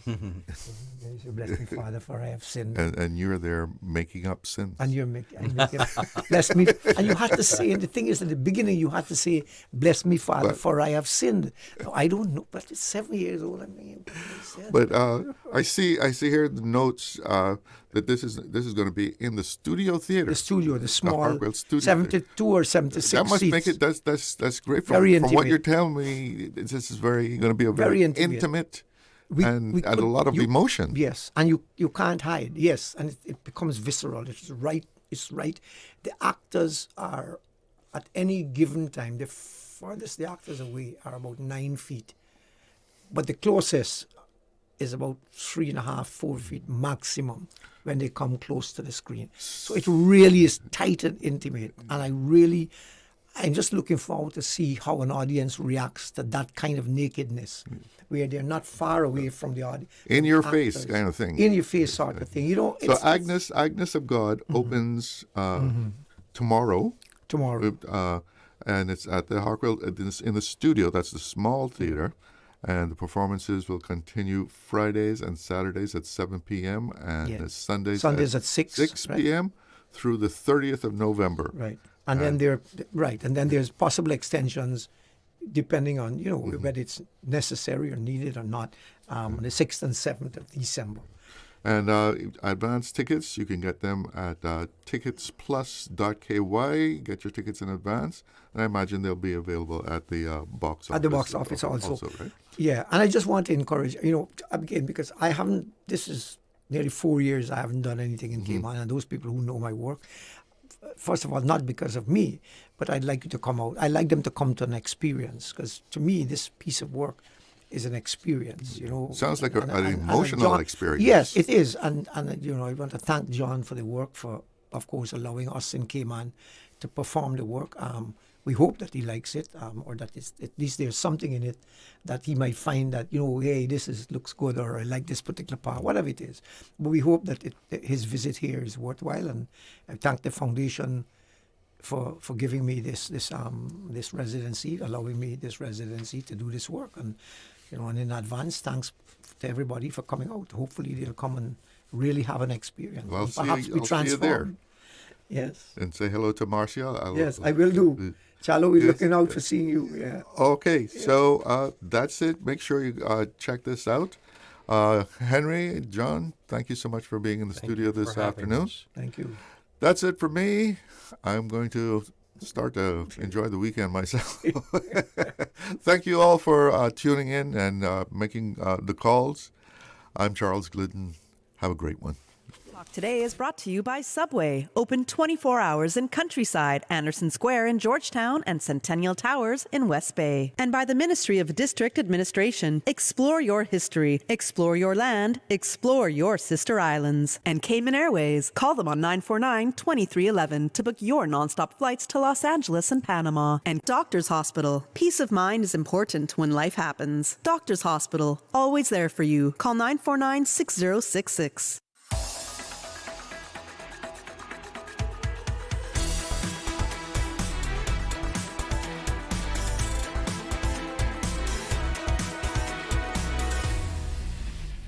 Shaken yet standing firm.